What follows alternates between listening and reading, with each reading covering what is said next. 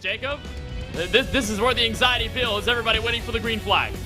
And it's just a wait on, all right, is everybody in? We're still waiting on a couple of drivers. I'll list them off. Well, Ruben Garcia, we know his situation with internet. Gary Sexton, Gary Smithley. We're still waiting on those two, and that's it. Once those two join in, we'll see about Ruben Garcia. Other than that, I think we might get the good to go signal. We'll have to wait and see, but this is just where the intensity builds. And for these drivers, they have to remember they can't blow it. Here on the standing start is, here we go, lights out. Green flag in the Sim Seats Off-Road Truck Challenge, and already the Flying Hawaiian Will Rogers takes a huge step out front in front of SVG into turn one. Multiple drivers 3, 4 wide trying to fan out as the field heads up to the S's for the very first time.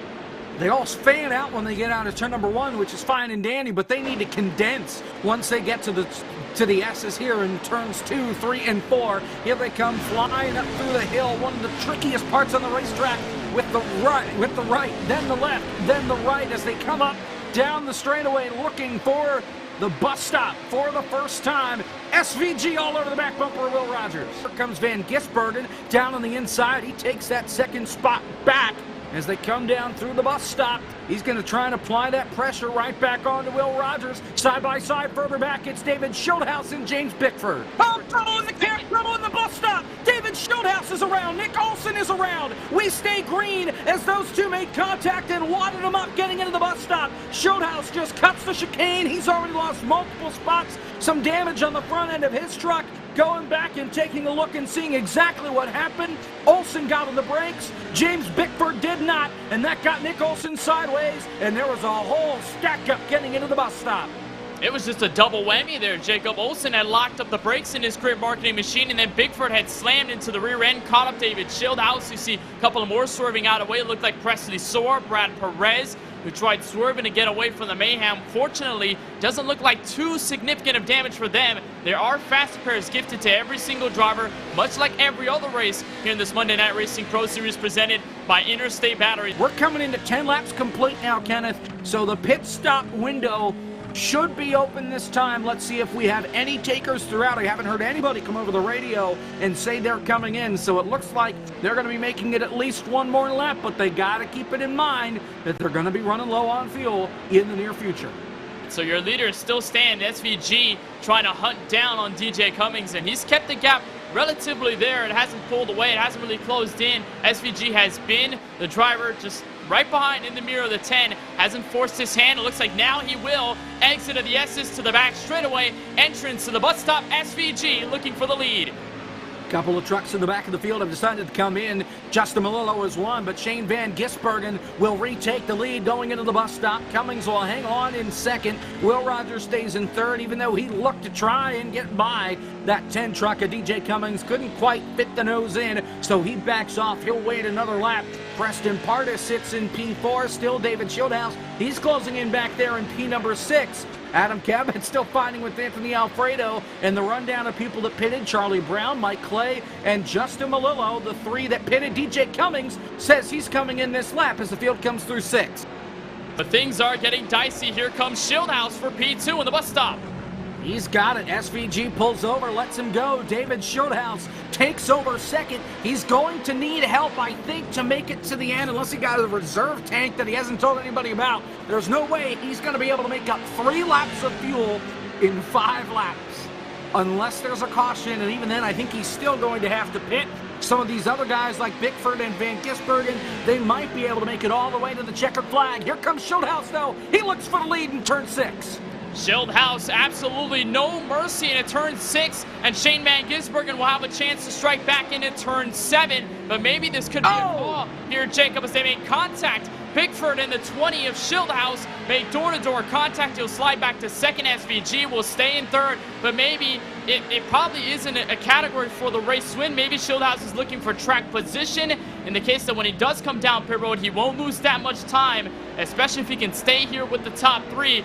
Who knows as we cross the line for 7 laps to go. James Bickford still in the lead, but Schildhouse trying to take it all away. trying to apply the pressure. And of course, if Schildhouse can force Bickford into a mistake that could potentially cause a caution, I'm sure Schildhouse would be delighted, not the fact that Bickford wrecked, but the fact that he were to get a caution flag. 7 laps to go, and here comes Schildhouse to the inside, into the bus stop, side by side for the lead. Which driver's going to send it in deeper? Schildhouse. He will take the lead away from James Bickford. And what we've seen before, Jacob, on the entry to the bus stop is that the driver who is on the outside will usually hold back, at least slow down, let the other one through, but Bickford tried holding the side-by-side position against Schildhouse going into the bus stop, could not obviously keep it stable, and so he'll fall to P2. Shane Van Gisbergen will try to get the 2 spots back to be in the race lead with 6 laps to go.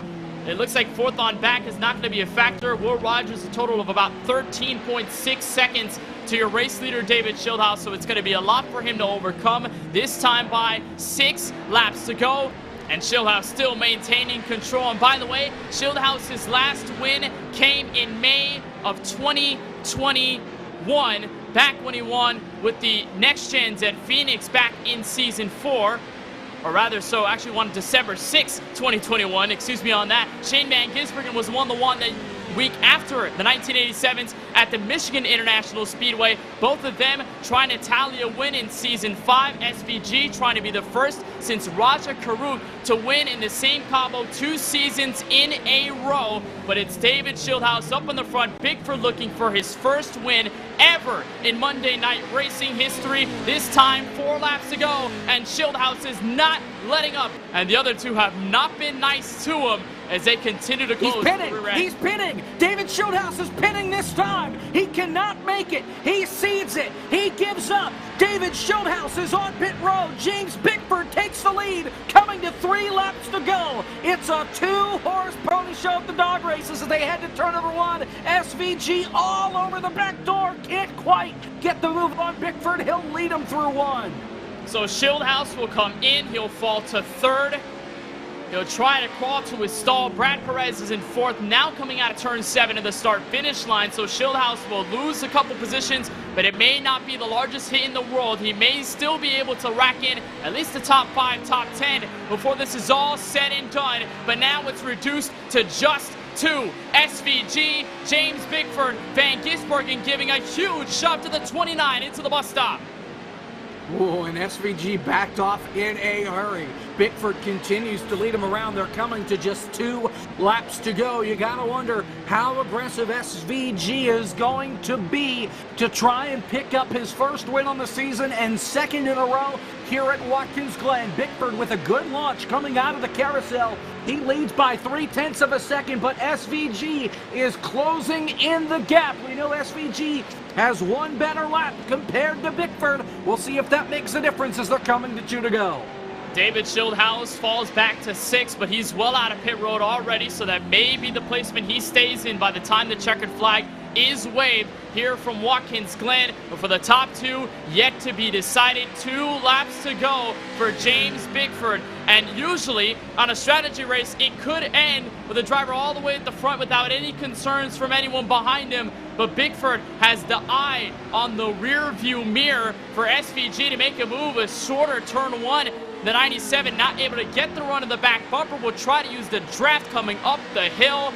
But Bickford needs to maintain control for at least another 1.5 laps. And SVG is not going to make it easy on him whatsoever. Shane Van Gisbergen was a tenth slower that last time by. Let's see if he can close the door. There you see Bickford, eyes glued up into the rearview mirror as SVG comes right to the back bumper. And now Bickford will pull away. It just seems like SVG does not want to send it into the bus stop as hard as he can yet. Big slide! SVG loses a ton of time coming out of the carousel. And Bickford's clear by 4 truck lengths going through the carousel. That might have been the move that cost Shane Van Gisbergen the shot at the win. It's all Bickford headed to turn 6.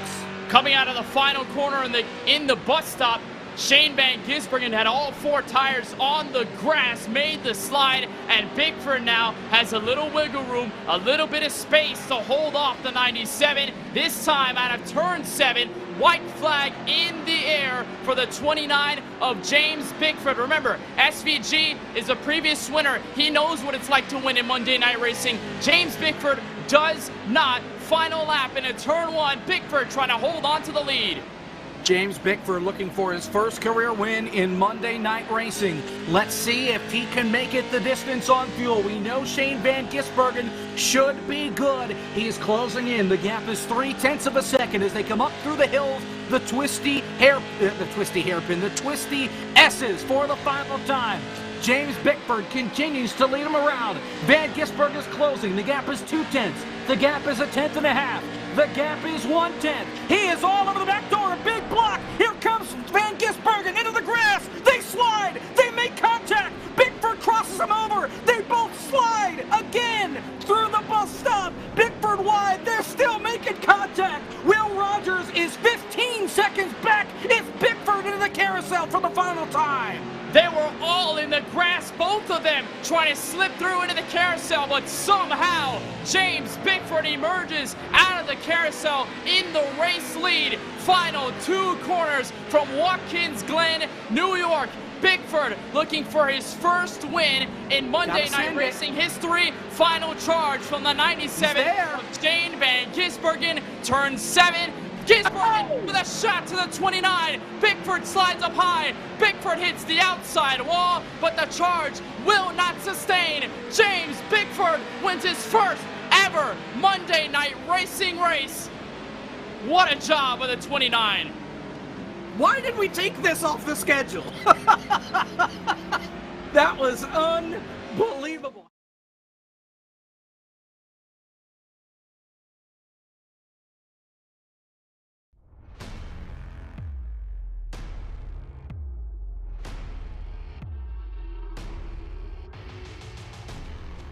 And good evening, sim racing fans, and welcome to Podium eSports coverage of the 4th race for Season 5 of the Monday Night Racing Pro Series presented by Interstate Batteries, the Tufco Radical 100, live from iRacing's virtual Texas Motor Speedway in Fort Worth, Texas.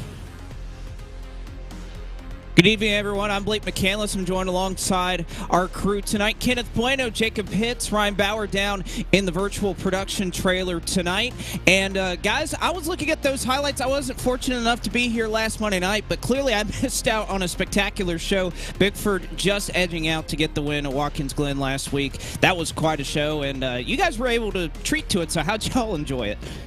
Well, I think to speak for Jacob and I, we were unbelievably ecstatic. It was an insane race, and to have the strategy unfold the way that it did, for having no cautions from lap 1 all the way to lap 38, it put us in a very interesting situation to see who was going to be out, who was going to be in, and then, of course, the great battle all the way to the finish. James Bickford getting his first ever Monday Night Racing win. So exciting for him, and what made it more impressive, Jacob, the fact that he fought off SVG, what a talented road course racer that Shane Van Gisbergen is, and Bickford able to play the strategy correct and be aggressive as possible to got him the win. It was such a fun race to cover.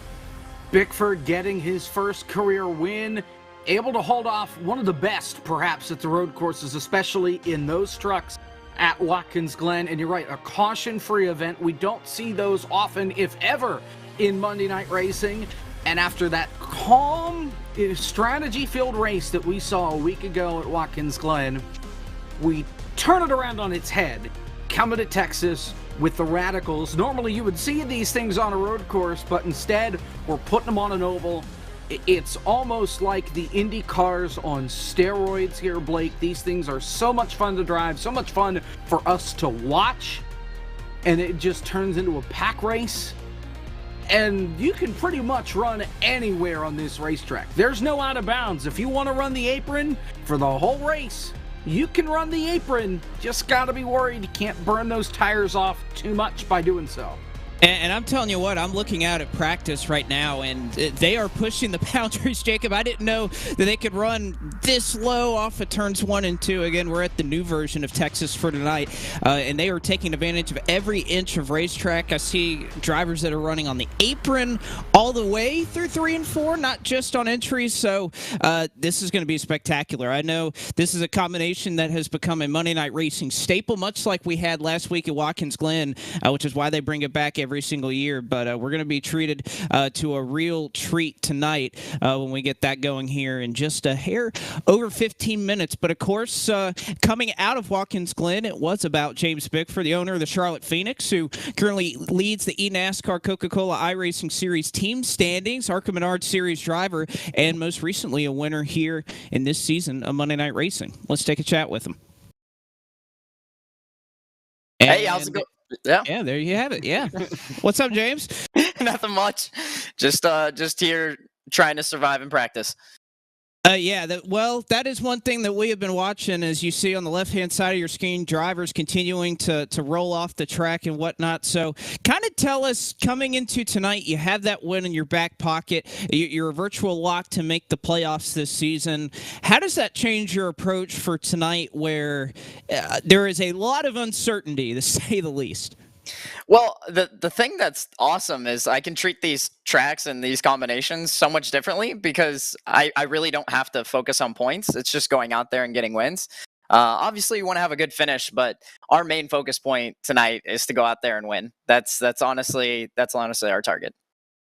Well, and you guys have been doing a fair amount of winning, not only here at Monday Night Racing, clearly, but you move over to the eNASCAR Coca-Cola iRacing Series, done a lot of cool events, so some firsts for that series in terms of team ownership. So kind of talk to us about that and what it's been like kind of trying to reinvigorate that series and be a new team that's had some early success.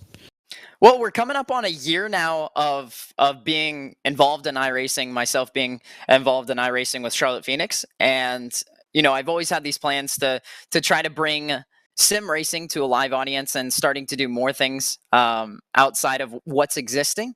And with us having a venue and having an awesome spot in Charlotte, just the hub of NASCAR racing, it's just a great combination. We're able to do a lot of cool things. If you haven't seen, we did the Pro Battle where we brought Michael Conti, Breyer, Graham Bull, and Colin Keister, our drivers, out on stage, and we were able to have them race and compete against each other head-to-head in front of a live audience. We had a concert, and everybody had a great time. And with that, we're going to keep doing awesome stuff. We have a iRacing League in person with prizes coming up this Tuesday, with another watch party of the Coke Series race coming after. It's just it's exciting to be a part of the scene. It's exciting to be just being able to do so many cool things within iRacing and having any NASCAR Coca-Cola Series team. Well, and one of the things that you were able to contribute to Monday Night Racing last year, and it's been the talk of the town in sim racing, was that live championship event that you guys were able to pull off that kind of showed that, hey, sim racing can work in person. What has it been like to attract these crowds and the atmosphere that's at these places? Because I can tell you, I was in attendance there a couple months ago, and it was incredible to see and to hear the crowd reacting to something that usually we've done in isolation at home, sim racing all this time. I mean, man, it's a party. It's a party every single night that we do something at the venue, and it has to do with sim racing. Just the community is super fun. We put on some pretty awesome events, and it's just the energy.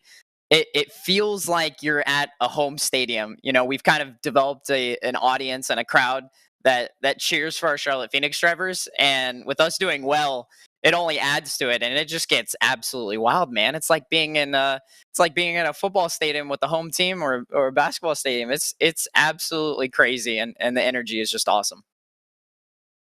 Well, I'll say it's a lot different in racing. You don't get that same kind of crowd noise that, at least in a real life race, because the cars are taking up so much of that noise typically when you're at a venue. But James, of course, we appreciate the time. Thanks for talking to us, and of course that's a good looking race car you got there. Hopefully, it looks like that by the end of the night. But rest assured, you have that win to fall back on if things don't quite go the same way as they did last week. But luckily enough, we'll be seeing you in the playoffs here in a little bit. But James, thank you for the time. Yeah, we'll hope this Cosman scheme stays pretty. This Charlotte Phoenix Next Level Racing scheme stays pretty in Victory Lane tonight.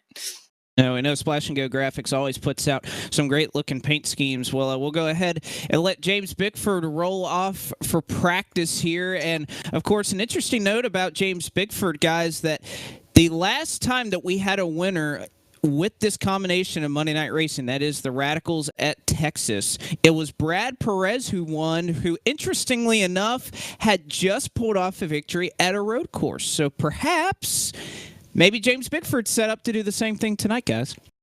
Yeah, may certainly be the factor, maybe the superstition here for a road course winner. Brad Perez at Road America Season 3, getting it done here. The Radicals at Texas. Of course, Radicals at Texas in Season 3 was an all-star race. You also have to remember that. It was not a points event. This time around, it is. So there is going to be a very pivotal factor here about thinking about the points, thinking about the eligibility for the M&R playoffs later this year, instead of just saying, oh, this is an all-star race, this doesn't have to do with points. I don't have to worry at all. So hopefully we get to see these guys put on a great show. I know it's going to be a lot of aggressive driving, but ultimately the points are going to be at King here at Texas Motor Speedway. So we'll see what happens with these guys and who ends up maybe getting a berth into the playoffs or who gets a second win this season.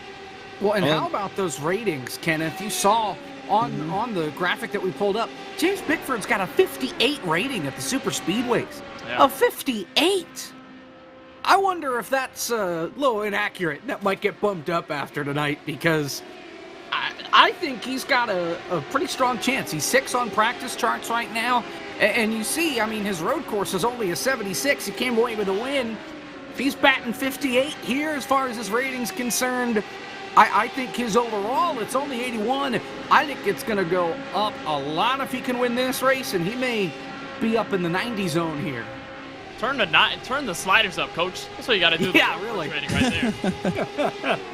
Oh, Lord, I played a little bit of 2K here, trying to turn the sliders up, at least with a little bit of that talk. But absolutely, James Bickford trying to get that done. And by the way, the leader of the points as far as the standings are that hasn't won a race, Brad Perez as well, currently sits P4 if you look at our playoff standings. And there you have it, Anthony Alfredo sitting on top of the pile, courtesy of his win back at Daytona in our season opener. You had Presley Sora, who won in the Mazda Miatas MX-5s at Martinsville. And, of course, that thrilling finish last weekend, James Bickford comes out on top in Watkins Glen to steal that third spot right now. Everybody on the left side right now locked in, but of course, you look anywhere on that list, guys, you see a lot of capable drivers that we just haven't had enough races for them to potentially get to victory lane. You think about Championship 4 contender David Schildhouse last year. Colin Fern is still up for grabs, hasn't won a race yet this year. George Ballfans Jr. was awfully close at Daytona, which is very similar to what we'll be seeing tonight. So a lot to be determined tonight, I think, around this playoff cut line. And obviously, Blake, only 5 races in. I mean, this isn't going to tell the whole story. This isn't really going to determine who's going to be the favorite for the championship, who's going to be the favorites for the playoffs. There's still a lot of races to go as you take a look at the rest of our 2022 Season 5 schedule. We'll have a break next week, but we've got a lot more races before the playoffs start, guys. So there are still a lot of drivers that can find their footing by this time of the season, maybe get a win later on, maybe put some good points races later in the season over the next couple of months through the summer, and then be able to lock themselves into the round of 13 so they can run for the Season 5 Monday Night Racing Pro Series presented by Interstate Batteries Championship. So rest assured, guys, there's still a lot of time left, but tonight may be a turning point for somebody. I think it can certainly be a turning point for some driver. And by the way, guys, I think we were picking a driver earlier tonight, so why don't we go ahead and reveal that to the world? This has been a fun part. I think for me personally, being up here at the booth is to show the world our picks, and we're going to get it going tonight. We'll start with you, Kenneth. Who are you picking tonight? All right, well, I mentioned turning point for a driver. I think the turning point comes tonight at Texas for Justin Melillo in the 53. Look at his super speedway rating, a 90 overall, one of the highest, if not the highest driver rated on the super speedways, and yet he still had to have that elusive victory here in Monday Night Racing Pro Series history. So I think with the way he's been consistent on the super speedways, with the performances I've seen in the broadcast booth, I think Melillo gets his first ever win tonight from Texas and will join James Bickford as first-time winners here, and Presley Sora as well in Season 5. All right, so Kenneth Bueno going with somebody that we talk about every single time, seemingly, that we come to these plate tracks. Patience is a virtue for Justin Melillo, who may well end up in victory lane tonight. But Jacob, who are you taking? Can I have 2? Somebody just joined that caught my eye. It doesn't matter. Maybe Blake, you'll pick him. But I'm going with the house. David Schildhouse. He's got to win this race. He's on a redemption tour. He wants to find a way to go to victory lane and get himself back in the championship hunt by the time we get to the second half of the season. 87% overall on the plate tracks. Last time I saw the Radicals at a racetrack, it was at Charlotte. David Schildhouse won that race, barely over Justin Malillo, but he got the dub. He gets the dub here tonight. I'm going David Schildhouse. Another early season super speedway-ish win. At least that's what Jacob Hitz is predicting, is David Schildhouse. You could see him right there drafting practice early going on here. You can see, I believe that's James Bickford right behind him, giving him a little bit of drafting help. The two on the managing side of the Charlotte Phoenix. But guys, I'm going to tell you who is going to win tonight. This is my pick. He has a 71 super speedway rating, so can't say it's necessarily backed by the numbers, but every once in a while you just got to go with your gut and who you're feeling tonight. I'm going with Brett Baldeck. You can see average finish all the way back to 21st, but this is the opportunity race for a driver like Brett Baldeck to really make a statement here. You see, he is winless so far in 54 starts in Monday Night Racing. Heck, he's only led 7 laps, but you know what? He just has to lead 1 tonight to get it done. So I'm going to go with Brett Baldeck to get it done here at the Radicals of Texas. I think this is right up his alley to be there at the end, make a statement, and steal a win in front of all of these drivers. So I'm going to go with a little bit of an upset tonight. Brett Baldeck out of Fox in Charlotte to take it. So interesting round of picks, I'd say, between the three of us. Yeah, and also, Blake, I'm surprised that you also pick a first-time winner, too. Me and you banking on somebody to get their very first win. I know Jacob has Schildhouse. He's got a lot of experience, a lot of resume things, a lot of wins here in M&R. So, I mean, first-time winners, who knows? I mean, it's a super speedway race. We never know who's going to win. That's the thing. That is what's great about these type of races, is that just about anybody you could make a case for going to victory lane tonight. And even for Brett, I think we got to go further than that. It would be his first top 5 in Monday Night Racing if Brett were to go to victory lane tonight. Well, ladies and gentlemen, when we come back, we're going to bring you Radicals at Texas action. You're not going to want to miss this, as the Monday Night Racing Pro Series presented by Interstate Batteries gets rolling with the Tufco Radical 100 in just a moment.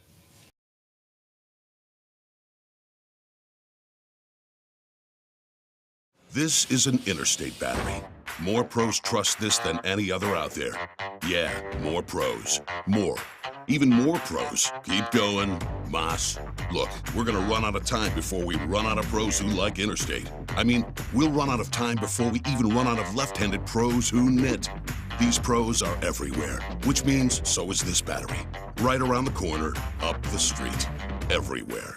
Interstate batteries. Outrageously dependable.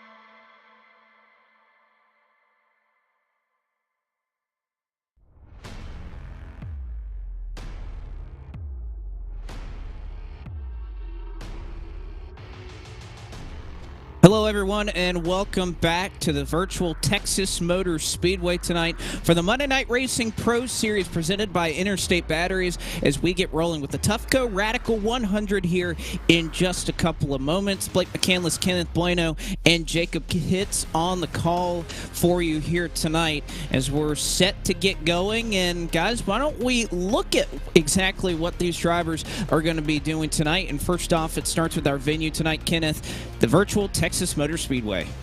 Yeah, Texas Motor Speedway has been around since 1996, but make no mistake, this track is rather new. It was in 2017 where they reconfigured this track, made 20 degrees of banking in turns 1 and 2, 24 degrees in turns 3 and 4. It's a 1.5 mile, 2.4 kilometer oval, quad oval shaped in Fort Worth, Texas, in the heart of Texas, and this track is very, very fast. One thing to note, guys, this track has a lot of grip, so beware of that. We've got high downforce radicals here tonight. Texas with a lot of asphalt grip, so it's going to be a lot of fun to see them scour all over the racetrack. And by the way, guys, this is going to be the first of 2 different Texas Motor Speedways we'll see this season. Legacy version will be later this year. Of course, that's one of the great things I think about iRacing. You get both the old school version of Texas as well as this new configuration that I think is going to really open up the racetrack in these radicals. And Jacob, with you, let's take a look at how long we're going tonight with our race analysis. Yeah, 100 laps up on the board, so the Tufco Radical 100, it's straight to the point, 100 laps, not 100 miles. The fuel load, we're packing these things full, 100% fuel capacity on these race cars for tonight. Unlimited tire sets.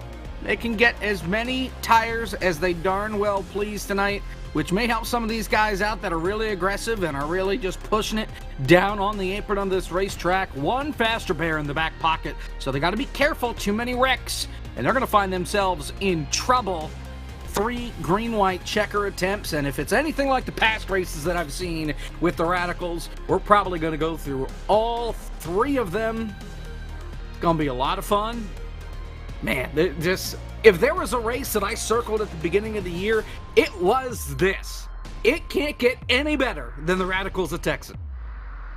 Again, I don't think we're going to be in for more of a surprise than what we see tonight. Literally anything can happen in this combination, and we heard drivers talking over the radio, some very excited, some nervous, and I think that's when you know you have a really great combination, is when you have a split of the two amongst the drivers. That's when they're going to put on one heck of a show for you fans out there that always tune in for these Monday Night Racing events week in and week out. At this moment right now, qualifying getting done, as they'll have a couple of minutes left. I think it's about 4 left on the clock as we speak to try to qualify here at the virtual Texas Motor Speedway in these Radical machines. And, you know, guys, I think we're going to see some very interesting lines out of these drivers because you can run so low on this racetrack, especially in turns 3 and 4. Just about everything is open for business. So I'll be interested to see,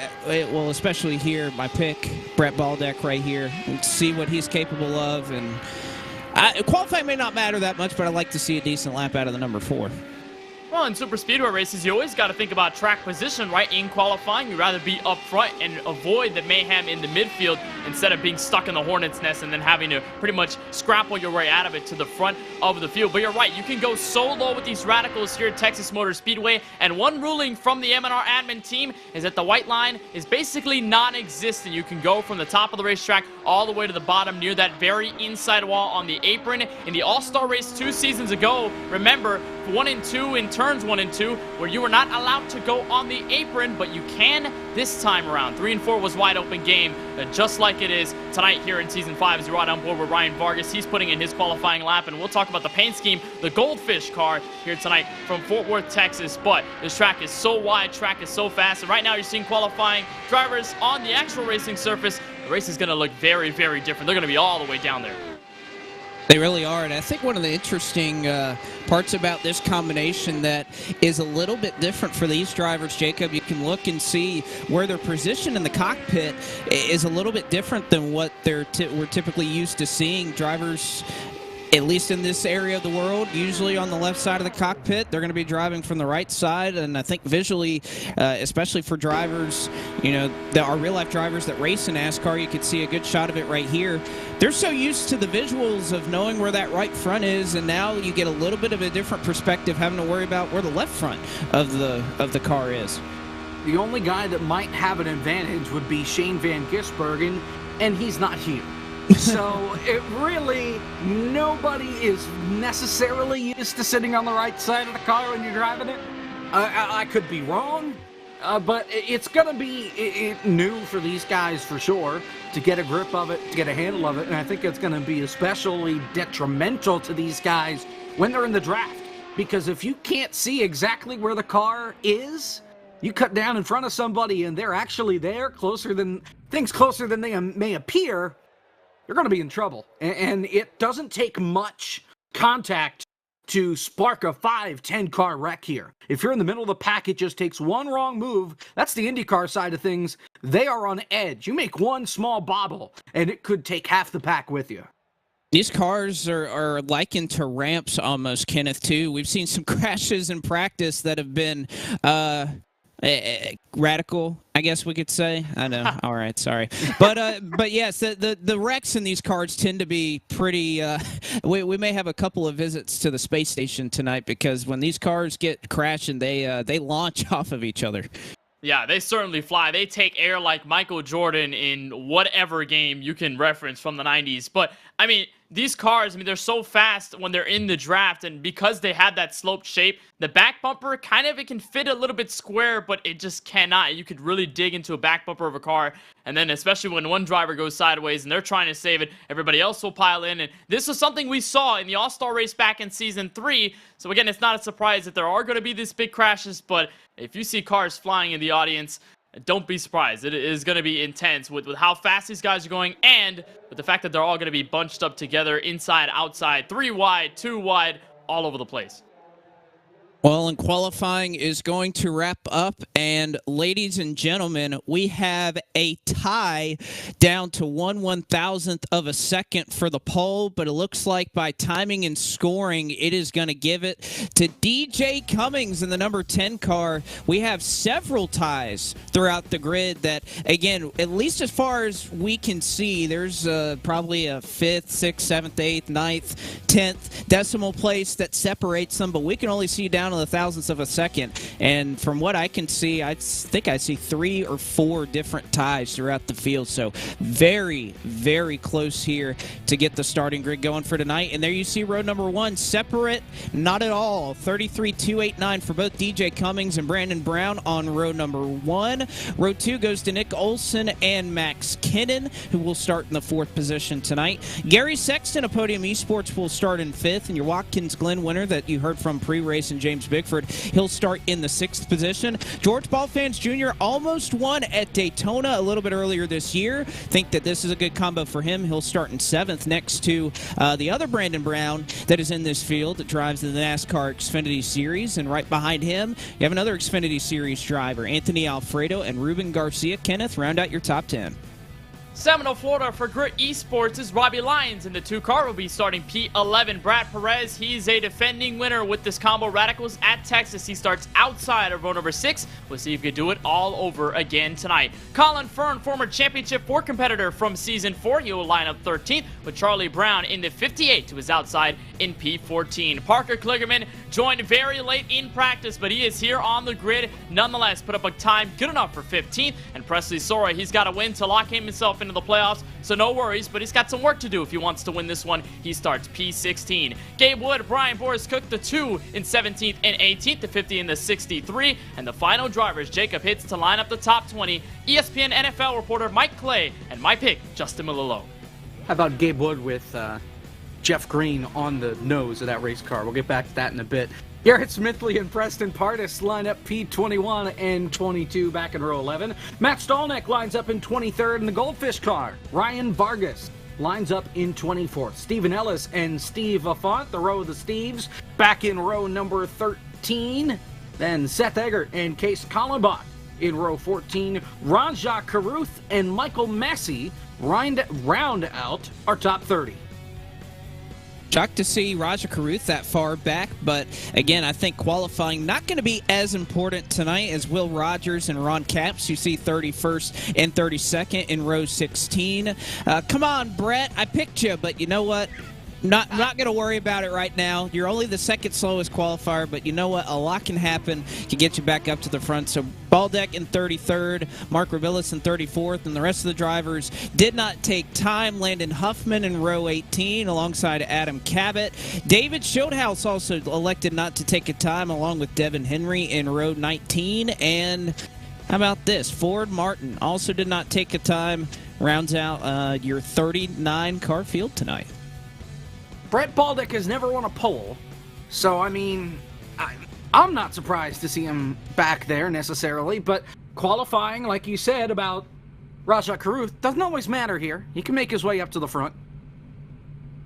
No, I think if there's one track we're going to see some drivers that start at the back and eventually make their way to the front, I think that may happen tonight. We got a long ways to go for these drivers, and with the runs that you get the draft, how important that is going to be tonight, I don't think it'll be any shock if we see somebody that has a 20 or a 30 in the column next to their starting position that ends up going to victory lane tonight. As we covered a little bit earlier, 100 laps, 150 miles in this Tufco Radical 100 taking place at Texas Motor Speedway tonight. Just looking to get these cars off of the virtual grid, make sure everybody's got their drink of water and everything ready to go at their sim rig before we get rolling off here. Who are we waiting on? We can try to out them, but as far as I see, I think I see everybody out on the grid right now. Or no, everybody is here. What the heck? Actually, it's, I think Colin Fern in 13th. He, No, he's here. Oh, he's in the box. Oh, he missed joined the start. Just too late. He sacrifices a 13th position and is going to start from pit road. You need the draft here to be successful. He's going to go one down in a hurry, guys. But that may not be a bad thing. If he thinks that there's going to be some crashes, this may be a blessing in disguise. It's not only Colin Fern that is going to elect to start on pit road. Devin Henry doing the same. He's going to start from his pit box that I think is in a much worse position than Colin Fern, Kenneth, because Colin Fern rolling off from the 13th pit stall. Devin Henry... actually, I think Henry pulled one on us. He was parked in his stall, and then he pulled off. So, actually, just going to be Colin Fern that's starting in 13th officially, but we'll elect to stay on pit road. We heard him in practice. He was saying this race is going to be terrible. So, maybe he thinks there's going to be a lot of crashes early on? Maybe. I mean, it's a super speedway race. You have to anticipate a crash sometime, somewhere. This is the same mentality as Daytona, Talladega, and it's a 1.5-mile track with these radicals, so it doesn't appear that way. You've got to have that mentality, and I guess it's going to be like that. They're going to want the cautions to come out early and think the field is going to pile it up very soon. And remember, 2 seasons ago in the All-Star race, we had a caution basically on lap 1. So I think he's got his mind straight on this one. How about a caution on lap 0 this time? The whole field wasn't together as they were in the middle of 3 and 4, and Ford Martin was on the loud pedal. He wasn't even off turn 2 yet, so they extended the pace lap once again, and now we're officially 1 to green. And how about Ford Martin starting P last, excluding Colin Fern, who's starting from pit road under the weather, not feeling well. He's a trooper. He's here, and he said in chat a little bit before we got rolling, this is going to be my Michael Jordan game. He thinks he's going all the way to the front and getting the checkered flag.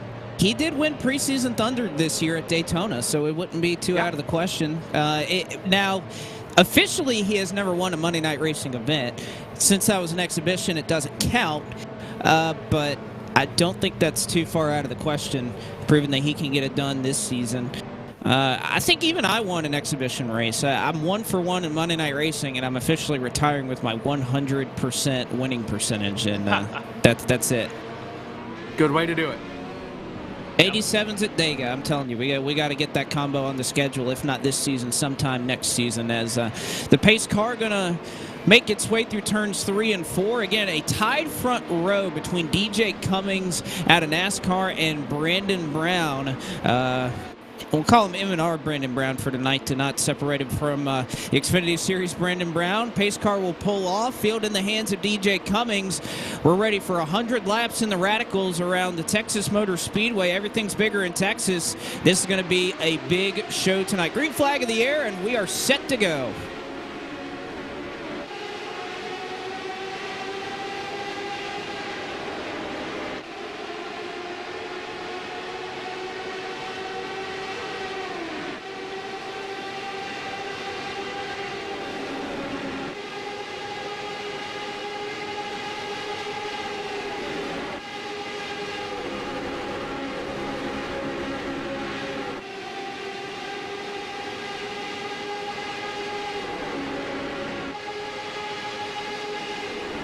high draft doesn't matter for DJ Cummings. He'll come around to lead lap number 1 just as he led them to the green flag. A number of drivers, Kenneth, though, peeling off, running way high all the way up there in turns 1 and 2 to try to get to the back of the field quickly.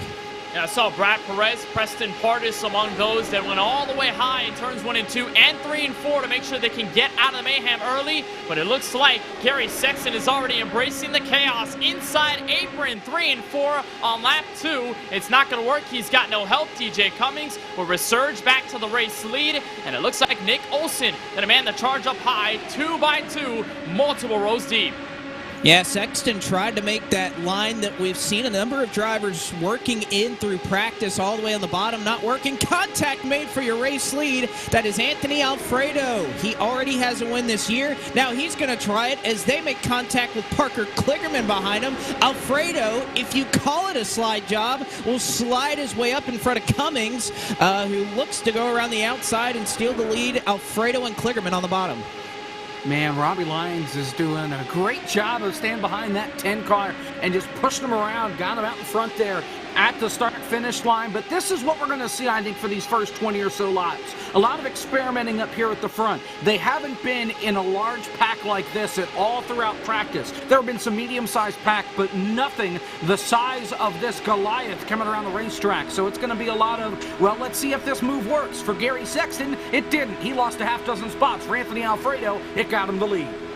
Well, I'm telling you what, somebody is going to clip the grass. Oh, in trouble right behind Vargas. You can see him wheeling it, and he keeps it out of the wall. Nice job for Vargas. That is going to bring out our first caution of the night, and you were riding right on board with that one as Vargas, a little bit of a checkup. He got into the back of, I believe, Gary Sexton, who had a little bit of contact. Sexton was wheeling it through the tri-oval, and you know, Vargas did a heck of a job, was nose first towards the wall, doesn't get hit, and other than flat spotting a set of tires, it looks like he might be okay.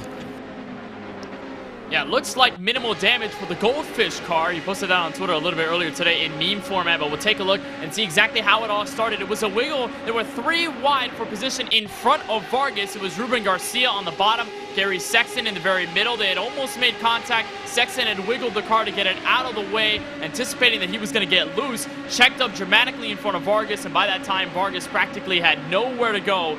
Fortunately, though, he's able to stop it right before the outside safety barrier, and nobody else gets into him. So Vargas will escape mostly scot-free, albeit maybe some front-end damage. Here's a look further back from Brett Baldick, and this gets very close. Into turn 1, you see the smoke. Baldick tries to go high.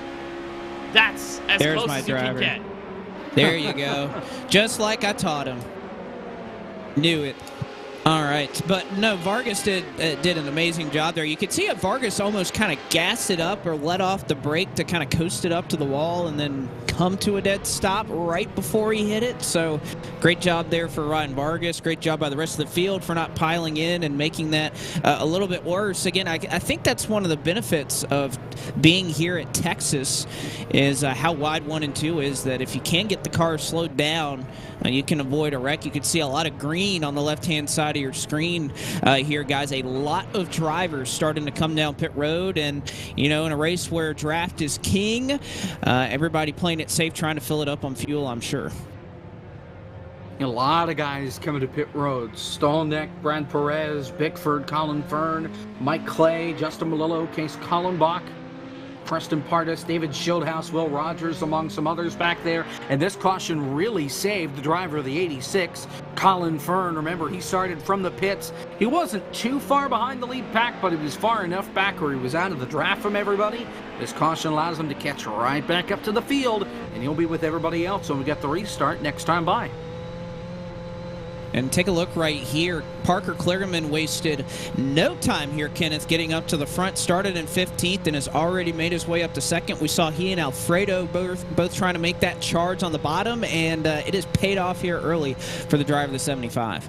Yeah, it's definitely true. The moves huge here for Kligerman earlier on, and that's why he's third on all-time wins list here in Monday Night Racing history. He knows how to command himself to the front and put himself in a position to win. Obviously, we're only on lap 7, so we're far from over here from the virtual Texas Motor Speedway, but this is the first step if he wants to even get close to a checkered flag later on this evening. Already going to be starting on the outside of row 1, so Kligerman doing the heavy lifting very early, and it's paying off.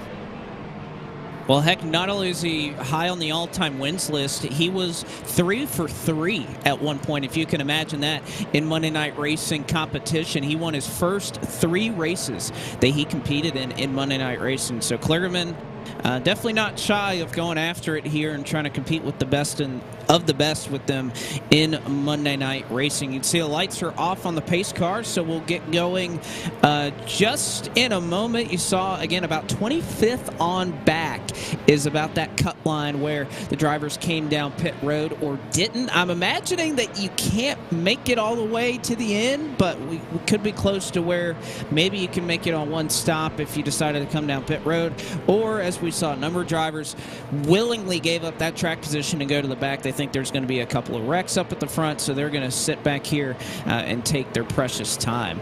Everybody else up here at the front trying to go after it and get that win that will lock them into the playoffs here in Season 5. Anthony Alfredo, Parker Kligerman, your front row. Pace car going to pull off here, and field going to be under the control of the number 23 Our Motorsports machine, and Alfredo gets a pretty healthy jump on the rest of the field. Green flag in the air, and already that draft starting to become a factor as they work towards the banking in 1 and 2.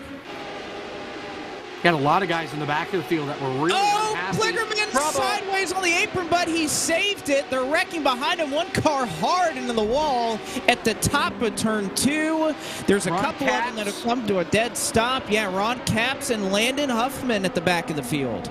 They were running over each other all the way through 1 and 2, checking up to avoid the spinning car of Parker Kligerman. Brian Boris Cook got into the back of Max Kennan, turned him around. Further back, Landon Huffman punted Ron Capps, and they both went hard into the outside wall. So a couple of different incidents all combining into one that all started when Parker Kligerman got a little too greedy, and it looks like, oh, you know what? We haven't gotten to talk about this yet, but with these cars, when you bump draft with somebody, there are times where the front end of your car digs underneath the back end of the car in front of you, and for whatever reason, it turns the car that's pushing into a top. Normally in other cars, we see the car that's getting pushed get turned when something goes wrong. Instead, when you get right underneath somebody's rear wing and push it, sometimes it works out fine. Other times it works out like that, where Parker Kligerman looking to give a shot to Anthony Alfredo out in front. Instead, it turns him sideways, and an incredible job by Parker to keep it down on the apron and keep it, well, he did barely catch that inside wall, but not too bad, all things considered. Yes, he could have been upside down and in the outfield coming out of turn 2. Yeah, he did an amazing job there. Go ahead, Kenneth. Yeah, there's those tire barriers too. So, I mean, that contact, like you said, Jacob, it could have easily sent him up and over on multiple wheels in the air. But, I mean, with the way he was planted, with the way his car had slowed down, just barely had tapped it. And just another factor of super speedway racing, guys, that was missing over at Watkins Glen 1 week ago. Drivers slowing down for wrecks and getting miscommunication based on that. Who wants to slow down the most first because they think something's going to happen. It just ultimately creates a huge mess. But again, turning back to Kligerman, a beautiful save. Yeah, he did an amazing job there on the apron, and it seems like these cars are kind of built for that. We even saw that with Ryan Vargas, that you put on the brakes in these cars and they stop. You hit the gas and they go, but you hit the brake and it's not too long before you're coming to a complete stop. But working under caution flag at number 2 tonight, the Tufco Radical 100 here live from the Texas Motor Speedway.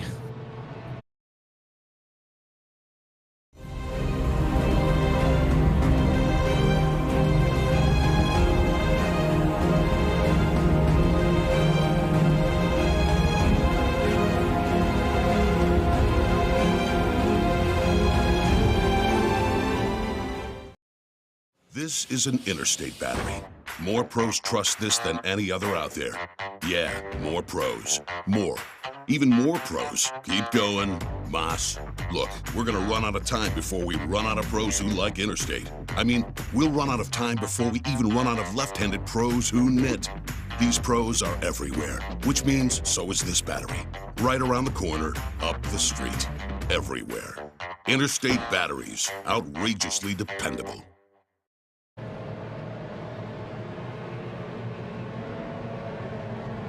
Back with you live from the virtual Texas Motor Speedway, and we just want to remind you that Interstate Batteries is built to top industry standards. Interstate Batteries has been the technician's top choice for 9 years and counting. Powered by a distributor network of 300 wholesale warehouses and backed up by more than 150,000 dealers around the world, as well as 200 all Battery Center franchise stores, Interstate seeks to deliver the most trustworthy source of power to the world every day. Interstate Batteries, outrageously dependable. One to go here from Texas. Blake McCandless, Kenneth Bueno, and Jacob Hitz on the call with you for the Tufco Radical 100. And boy, oh boy, we're about 10 laps into this thing. We have already seen a lot of action here at the front of the field, and don't think that is going to subside anytime soon. Pace car is off. Alfredo and now Nick Olson, courtesy of the Kligerman spin, is in second. And an early jump for Alfredo, green flag, and we're back racing here in Texas.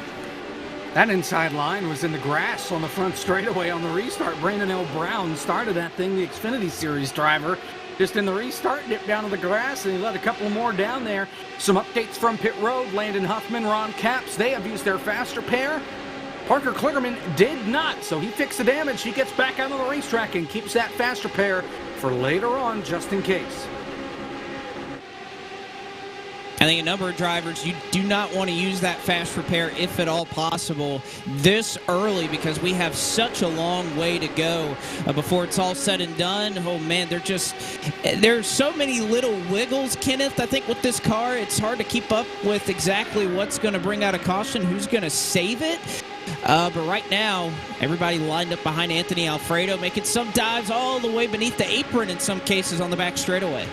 And these cars, Blake, only really go about 160, 162 miles an hour when they're in the draft, so it's not terribly fast. There are faster cars on the iRacing service that can lap around this Texas Motor Speedway, but when you've got this pack so closely tied in together, and with the amount of downforce these cars have, even in the draft, you're just going to have those little bobbles, those little minuscule movements that's going to move the car just that little couple inches to the right or to the left or wherever, and it could just get very, very close. Also to note, with the closeness of this race, when drivers use the apron in 3 and 4, take note of the exit of turn 4 to the start-finish line. The patch of grass on the quad oval section of the racetrack is a very dangerous spot to re-enter the surface for many guys. It hasn't been a problem so far over the first 15, but as a couple drivers go in the grass, it may be a problem later on. If Gabe Wood got up and into the wall there in the dogleg. He went down to the inside and bounced off of Garrett Smithley, who went down into that grass, and it sent the Jeff Green machine up and into the outside wall. So Wood off the pace. He's got a lot of damage to the right side of that car, and he's going to drop all the way through, just hemorrhaging spots. He's in 26, and he's about to lose 2 more. Golly, look how tight Brandon Brown is gripping that wheel. I mean, yeah. there is a lot of little wiggling in that wheel, but he is laser focused, and I think for a combo like this, I mean, you could see he is gripping that thing tight, riding in line here in third. Is it somewhat Inception that he's got Brandon Brown behind him, pushing Brandon Brown? The two Browns working together here, 3rd and 4th on the racetrack. But look at the run by DJ Cummings, your pole sitter tonight, with Robbie Lyons, who's been the pioneer up top, giving chase to the driver up in front. Cummings trying to get back in it, this time out of turn 4. Almost clear to Nick Olson for P5. Again, the run's very huge here in the outside lane, not able to get their footing together. But it will start to build very quickly. Only about 3 or so cars up there. Maybe they can get some more patrons to help them out. At least from what I'm seeing early on here, the outside definitely viable in 1 and 2. It's just that this is a combo where there's so much downforce, so much grip in these cars that you can really make it work. You can see Xfinity Brandon Brown and M&R Brendan Brown side by side off of turns 3 and 4 as Brown dipped beneath the apron on Brown to go by Brown. That's a hell of a saying right there, as it looks like Brandon Brown almost tried to get second from George Ballfans Jr., who was shot right up to the back of Anthony Alfredo. See that opening that was right there? We'll see it next time we go around. Coming out of turn number 2, they haven't used the apron yet, but they're going to as the race keeps going on. And with experience with these cars at Old Texas, that wall hasn't changed. When they use the apron down in turn 1 and 2, you're riding right down against pretty much that inside wall. Well, turn number 2, it gets tighter. Turn 4, it widens out with that tri-oval. Turn number 2, you're condensing. You're basically funneling the field down, so when you're on the apron, you have to come up. If you stay down there too much, because the car gets a little light, gets a little tight, you're turning on the wheel more. If you're turning too much, it bites. You hit that inside wall, you're going to lose about 15 miles an hour, and if somebody's right on your rear wing, you're going around. You're going around and you're flying at that point, Jacob. I think there's... Oh, yeah.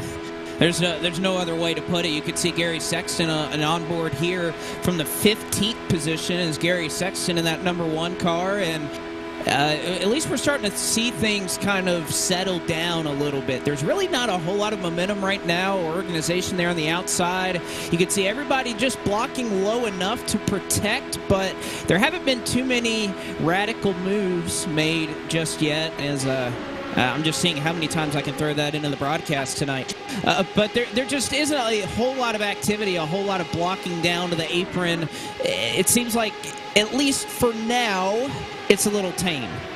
And that's mostly, Blake, because of 2 factors. One, obviously because it's a long race. We're only 22 laps in out of the 100 scheduled to be crossed here at Texas Motor Speedway. So, obviously, early in the super speedway race, you want to be as careful and as comfortable as you can be hanging in the draft and just running your own race and then waiting to really pull the aggressivity trigger until later. And then also number 2, we haven't visited this combo since season 3 in all-star race format. This is the first time. This is a points race. This is the first time we see it in a very long time. So it's going to take a little bit for these drivers to get accustomed to, and it was just a little bit too much there for Steven Ellis, who immediately backed down in turn 1. You see right behind Ford Martin, somebody went beneath the apron to try to pass him in 1 and 2. It did not work. Martin, who started back in the 39th position, is now up to 6th. So Ford Martin, we mentioned he started dead last in this field, did not put a time down, and yet here he is, the Jack Daniels machine, almost up into the top 5 as we approach lap 24. You don't even have to ask who made that move, Blake. Rajah Caruth, of course. He's going to the apron. He wants to get to the front, and he's hooked up now with Garrett Smithley. They go to the top of the racetrack. They are right on the back door of that black and red car. Oh, brother, who in the world is that? I guess I can just look. I think that's Colin Fern up there. It is in that 86 machine.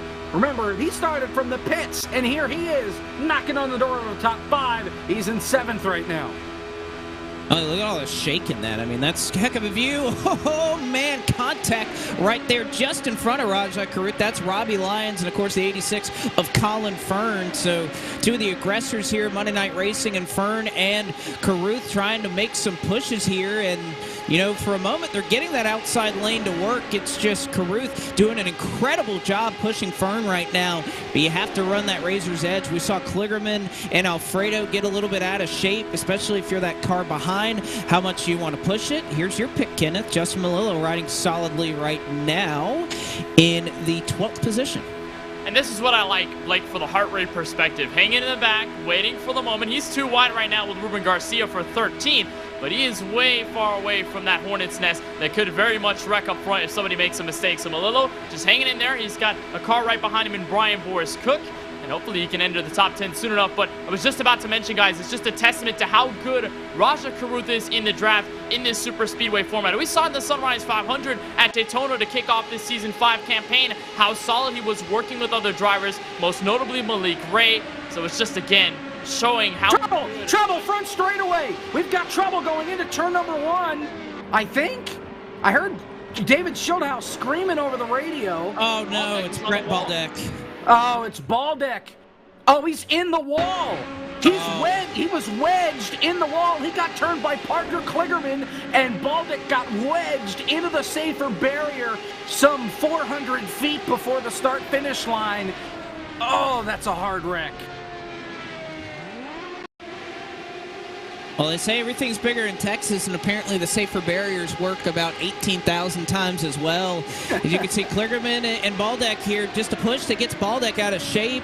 Kligerman goes spinning, two-car incident, but you're exactly right. Brett Baldick right into the catch fence, or I don't even know if he's really in the catch fence, just kind of wedged there in that safer barrier. You can see right behind. Michael Massey also got out of shape. I believe that's what caused that checkup for Baldick and Kligerman, who were pushing each other there on the outside. Again, they were running in about the 30th position, so there wasn't I don't think there was a lot of urgency in that move, but nonetheless, an unfortunate mistake puts Baldick in pit road to take what I believe is going to be a tow that's going to cost him quite a bit of time. And it all started, Blake, with Charlie Brown, Mike Clay making contact. They were side-by-side entering the quad oval. They had made contact. Brown had gotten a little bit loose in the quad oval grass, made it back up by the time he reached the start-finish line. But then Michael Massey tried to check up in anticipation, thinking a wreck was going to happen, and then everybody just came barreling in. And that's a huge hit for Brett Baldick, who most likely pretty much just has to take a tow 2 laps down already on the racetrack. I'm sorry, Blake. The very, very tough instance there as he basically got lodged in the wall and couldn't get out. Well, it's early. We got time. I'm hoping he didn't use his fast repair before this, and I don't think he did. So we might still be okay here once this tow finally wraps up. I don't know if he got the short tow because he was on the front stretch, or if he's going to have to go the entire lap around. But nonetheless, we got some time to make it up. And speaking of making it up, Battle Beaver has everything you need to make up for your next professionally modded custom controller with options for PlayStation, Xbox, GameCube, and much more. Battle Beaver has everything you need to elevate your gaming potential. Head to battlebeavercustoms.com. That is battlebeavercustoms.com to customize your controller. Use the code PODIUM for 10% off. And that is, I think Baldick could use a custom controller right now, guys. Yeah, he could. He could use a couple wave rounds right now. That's what he needs, and Gabe Wood just got one. He pitted after he got the wall and broke the car so bad, so he just came to pit road under green, went the lap down, and then with the caution got back on the lead lap. EOL for Kligerman for causing the crash, so he'll start at the back, and for poor Brett Baldick, he is still in the box some 3 minutes later. He is now 3 laps down, and we're going to have another lap here before we get the one to go. Yeah, I think he got the tow where he's going to have to go the entire lap around, so going to take a little bit longer for him to get back up to speed. So he just needs a caution and to get a couple of wave rounds and should be good. Again, we're at lap number 30, working caution flag number 3 of the night. So I'd say it's been pretty calm, at least up front. We've just had a couple of stack-ups, check-ups that have kind of been the culprits here tonight, but overall I'd say a solid performance for these drivers thus far. At least during that cycle, it looked like about 24th on back. You had Garrett Smithley, who was running inside the top 10, who elected to come down pit road. He's currently in 22nd right now, but a near split in this field, about half electing to stay out, keep that track position, and about half electing to go on a pit road, refill with fuel, and do all of that, which I would imagine you'd want the least amount of fuel possible to get the least amount of weight in this car, but the draft is so powerful, I'm not sure if that matters a whole lot here. Yeah, Blake, these are not the type of cars I don't think that you can really lose the draft all by yourself, unlike the stock cars that we had with the Sunrise 500 earlier this season, where you can lose the draft if you're in a certain pack and you're all by yourself near the rear. These cars having so much downforce and being able to really tuck up with each other, you can't really lose the draft. So I just figure right now a lot of guys making these fuel calls just for strategy's sake. I know Colin Fern, Garrett Smithley were among the two that were in the top 10, top 5, peaking around there. They ended up coming down pit road for some service. So we'll just see exactly what happens with them. It's just so close together. You can't really get away from each other. I think that's the thing. You can't really get away from each other in these cars. So I don't think the lightness of fuel really matters all that much. You can be the heaviest car on the racetrack and still somehow get the air from the guy in front of you. That's how close these cars are. Well, if that's the key, which I think it is, I like the call to come down pit road. I like the call to have that fuel in the bag. If we somehow do have a long run where we run things out and you're going to have to make a pit stop, wouldn't you rather be with everybody else and be able to make it 20, 30 laps longer? So I like the call to come down pit road, and we've seen how drivers are able to work their way to the front. Ford Martin started in 39th, currently runs in the 5th position. Colin Fern, who started on pit road, is already up and was working up towards the top 5 near the end of that run. So I like the call to come pit and make sure you're full on fuel in case, just in case, we go that little bit further on fuel. And speaking of green flags, you can see Barney the flag man ready to wave it. You can see the pace car in the background pulling on to pit road. Anthony Alfredo and George Ballfans Jr. Your top 2 is Ballfans. Oh, got a bad jump on that. He's going to stack up that outside line, trying to time it and missed it by just a little bit, but not going to matter. They're going to pull right up to the back of Anthony Alfredo with that big draft. You got 2 Xfinity drivers right now at the front, Alfredo and Brandon Brown. Man, Raja Caruth, he about was running people over there on that restarter, almost got run over. DJ Cummings was all over him, but here comes Raj now. He is in the thick of it, and don't look now, to the rescue on the outside, Justin Malillo and Brian Boris Cook. They are flying and charging their way toward the front. And speaking of getting charged up, Anthony Alfredo may have been a little too charged up. They are saying the restart is under review. So race control going to take a look at that restart and see if there was a jump. I didn't think anything happened there. Big crash! Huge crash! One car up into the wall. I believe that's Matt Stolnick. No, it's Garrett Smithley. He was upside down and into the catch fence, and it's a parking lot in turn number 2. Mark Rabilis against the inside wall. Landon Huffman. Case Kallenbach is around. Ron Capps is around. Ryan Vargas with big damage. One car stopped up against the outside wall. Seth Eggert. I think Mike Clay. Yes, he did get a piece of that. A big crash through turns 1 and 2. It started with Seth Eggert getting turned around. Again, that sort of bumper grab that we talked about, it happened twice. Capps was right behind Eggert, and it happened to both of them. Nowhere for Garrett Smithley to go, and he went flying up and into that outside wall. Now, I tell you what, that is a long flight because of the limited banking here at Texas. You could see another time, you see Smithley up and into the wall. Rogers, that could have been a lot worse. He got hit, but did an amazing job not making that situation any worse. That was a little drift there from Rogers, the Flying Hawaiian, able to scale away from that one. Take a look from the 55, and they all check up on the inside. I was about to notice that with the fact that Justin Malillo and Brian Boris Cook had made such good progress up on the front of the field. That's because that inside lane was checking up so significantly. And with the likes of Seth Eggert, Ron Capps getting together because of that checkup, it ultimately resulted in that big crash involving Garrett Smithley, who, like I mentioned, guys, had hit pit road on that recent caution for some strategy calls, and you see it again. There's a look from Ryan Vargas. The Goldfish car got a piece of that as well, so second time that Vargas is involved in a scuffle, and more cars getting into it. I think this is really, guys, the first proper big one here tonight from Texas. We've got a verdict on the restart under review. Anthony Alfredo is going to be starting this one from the back. Charlie Brown and Alfredo each busted for a restart violation. They will both drop to the back on this next restart. So you never know where Josh Mendoza's watching. He picks out 2 guys right there to send to the back. Heartbreak for Parker Kligerman. He is done for the night. A couple other guys involved in this crash that have already used their fast repair include Ron Capps as well as Landon Huffman. He got a piece of it, I believe. He's already used his fast repair. For the most part, though, it was all new folks that got involved in that crash.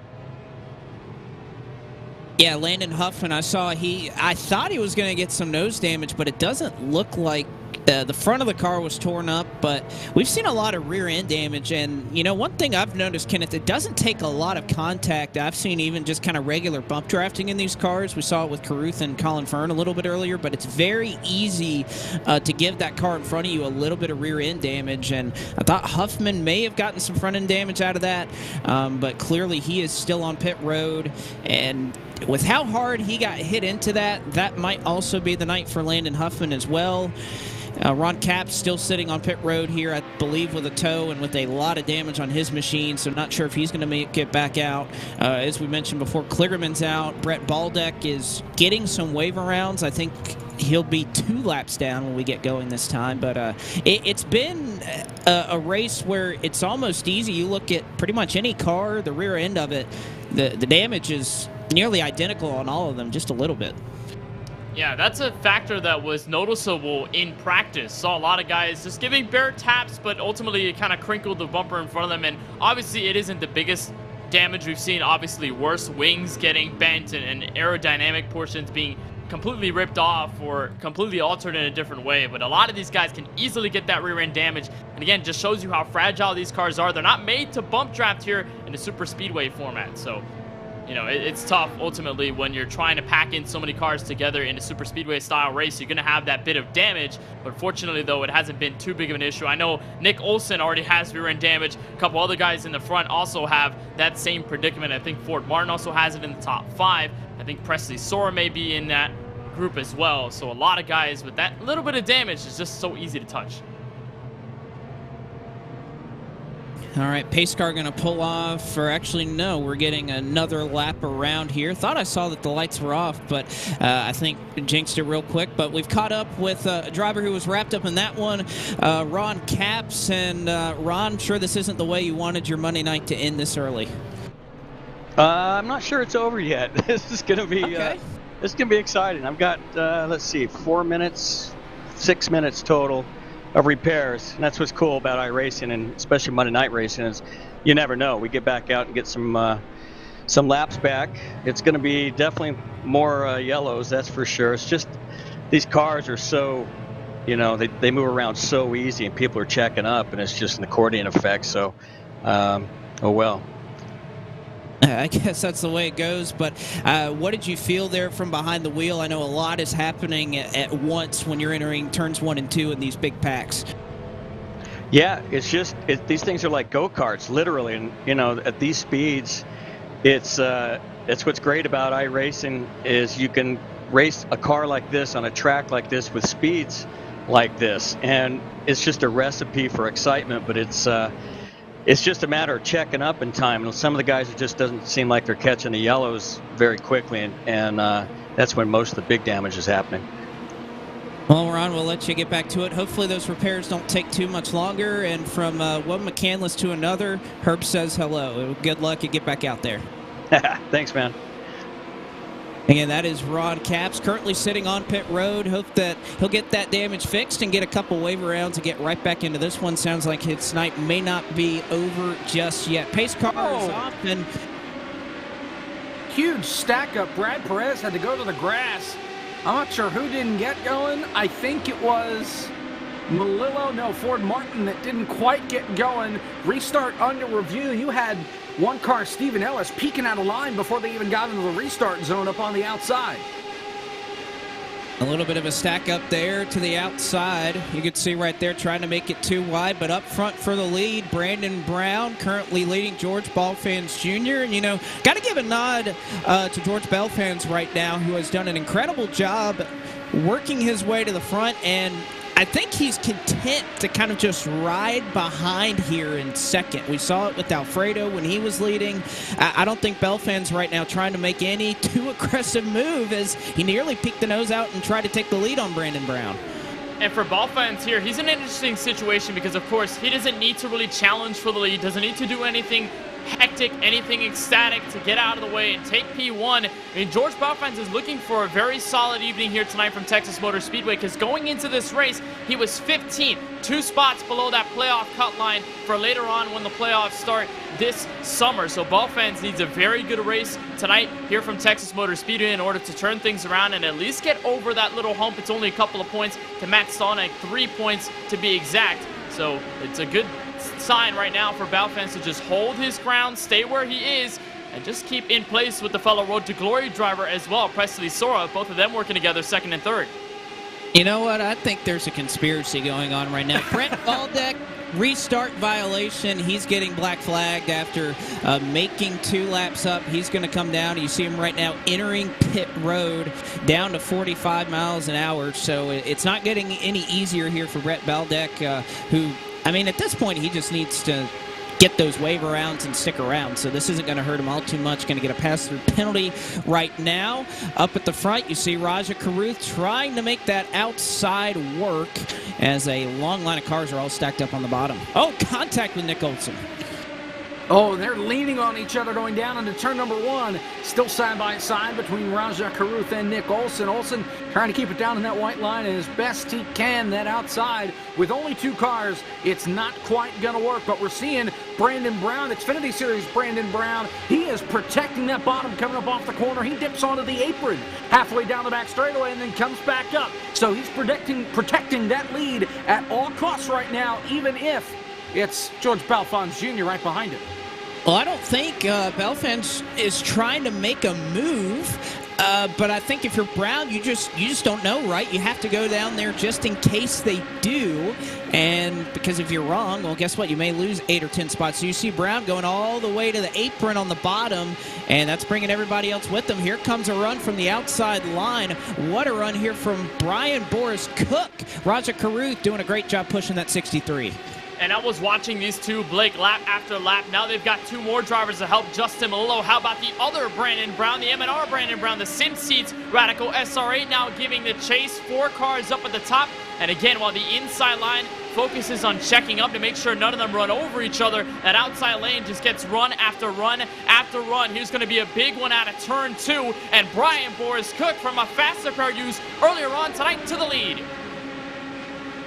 Just a nose out front, and my goodness, cannot give enough compliments right now to Raja Caruth. I never thought that we would see this outside lane working, but Caruth, Malillo, you see 4 cars are making up ground over about 15 that are stacked up on the bottom, and that is all because of how these top 2 are working in tandem right now. Oh, you see a little wiggle, though, out of Raja Caruth, so there's a little risk versus reward, but right now the reward is that they are making some hay. They're on the top. Cook to the lead. Caruth almost clear down for second. Raja Caruth has been the drum up on that outside line that has kept them moving to the front, and as soon as he pulls out a line, I think that could be it for that outside line. Not that Malillo can't do it. Trouble. Ford Martin gets turned into the outside wall, upside down. Brandon Brown involved in it as well, and Ford Martin's luck runs out as 1 car slides over top of him and goes flipping down the front straightaway. That's Steve Lafont with an unbelievable rollover down the front straightaway after Ford was stopped, after he went for a tumble down the front straightaway, and he just got tapped from behind by Brandon Brown. It was DJ Cummings and Brown that made the contact to set that whole thing off. Yeah, you're right. That started behind Ford Martin, and he ends up getting tagged through that contact with Brandon Brown, and like you said, goes up and over some cars in the field as this Radical kind of bounces around and eventually comes to a rest. Kylie, 1 car used Ford Martin as a ramp right there. That was Steve Lafont, who, I mean, it looked like he was at the skating park. Just went right over Ford Martin and did a kickflip. That's what I was about to say, Blake. The fact that these cars aren't necessarily ramps at the front end, that is not a good sighting for Steve Lafont. That's kind of like going down the river in Popeyes riding Universal. If you're backwards, you can't really see the hill going down, and then by the time you hit it, you're already in the air or getting the water splashed on you. And for Lafont, he is stuck on the side. You see him there trying to whip it around using the throttle and the brake to whip the car. There you go. Right there, just got it back on all 4s and is able to get the car back into shape. But it all started there. Brandon Brown in the 12. I'm not sure exactly what happened. Might have just been a late reaction entering that later part, the middle part of the quad oval. Drifted up high, tried to make space down low, and then hit DJ Cummings, which then got into Ford Martin. And then Martin just went hard into the outside safer barrier. And when we talk about Radicals, guys, hitting that outside safer barrier, you're going to see tires up in the air somewhere. You're going to see the space program active. Yes, you are. that we've seen that time and time again tonight, that these things, they definitely launch. And I think that was just a case there, Jacob, that he just wanted to get in line and just kind of miscalculated it. Again, we know how important that draft is, but I think that was the line of thinking there, is just try to get to the bottom and just didn't quite do it in time. Well, and with how out of control these cars are, it could have been the initial goal, but, you know, he could have just been sideways coming up off the corner, and it looked like he tried to side draft almost and got a little scared because Ford came up the racetrack. And honestly, I think Brandon Brown just lost the car and then came back down the racetrack just trying to hold it steady and not take anybody out. And it just looked like maybe a little bit of contact, and that's all it took. That's all it takes with these things, is just a slight hair of contact to really set something off like that. So, you know, just a mistake. I don't think that was the intention for Brandon Brown to make contact with anybody. Just lost control of the race car. But as the runs go on and the tires get older, it's harder to keep these things in a straight line. It's hard to keep them in the straight line, even if you have a little bit of a boost. But speaking of a boost, Boosted builds a custom platform for your brand to sell your products. They take care of everything. Pay nothing and let them handle the rest. To get started with your online store, visit boosted.biz today. That is boosted.biz today. If you need a little bit of a boost with your product. We'll pace around under caution here once again at the virtual Texas Motor Speedway. Blake McCandless, Kenneth Bueno, and Jacob Hitz. I know I said Kitts earlier, but I promise it's actually Jacob Hitz, right? On the call with you tonight from the virtual Texas Motor Speedway, Ryan Bauer down in the virtual production trailer with cameras provided by Dougie Beard. Right now it is Brandon Brown, Brian Boris Cook, and George Belfans Jr., your top three, as we roll along here tonight with the Monday Night Racing Pro Series presented by Interstate Batteries. Biggest mover of the race so far, it is Raja Caruth. Started in 29th and up to 4th after Ford Martin was in that latest accident. It looks like drivers that are out, I wouldn't say Landon Huffman's out, but he's 10 laps down and still on pit road, so you think that car may be done. Ron Capps, right now 12 laps down, has finally gotten back on the racetrack, but we'll have a ways to go to make up those laps. Parker Kligerman, he for sure is out. He is going to finish in 39th tonight, 14 laps down, disconnected from the server. He's definitely the first DNF so far here tonight, and yeah, I guess he gets that DoorDash award, guys. Yep, another different winner of the DoorDash gift card award for the driver who finishes in last. And obviously not the way Parker Kligerman wanted this night to go, especially with the strength he posed on earlier in this race. I mean, it's just an unfortunate set of circumstance. Got into that first incident, got sideways in 1 and 2, got put near the rear of the field. And then again, like I mentioned earlier on in qualifying, you want to start up front, you want to be up front because you don't want to be in the hornet's nest when something goes awry, because then you're forced to your hand, try to use your reactionary methods to get you out of harm's way. But unfortunately, it doesn't always end up like that with a clean car. So Kligerman just got into it, and he's going to get the hopefully a free meal by the time he's already home and relaxing, hopefully watching the end of this race, because it's been crazy so far.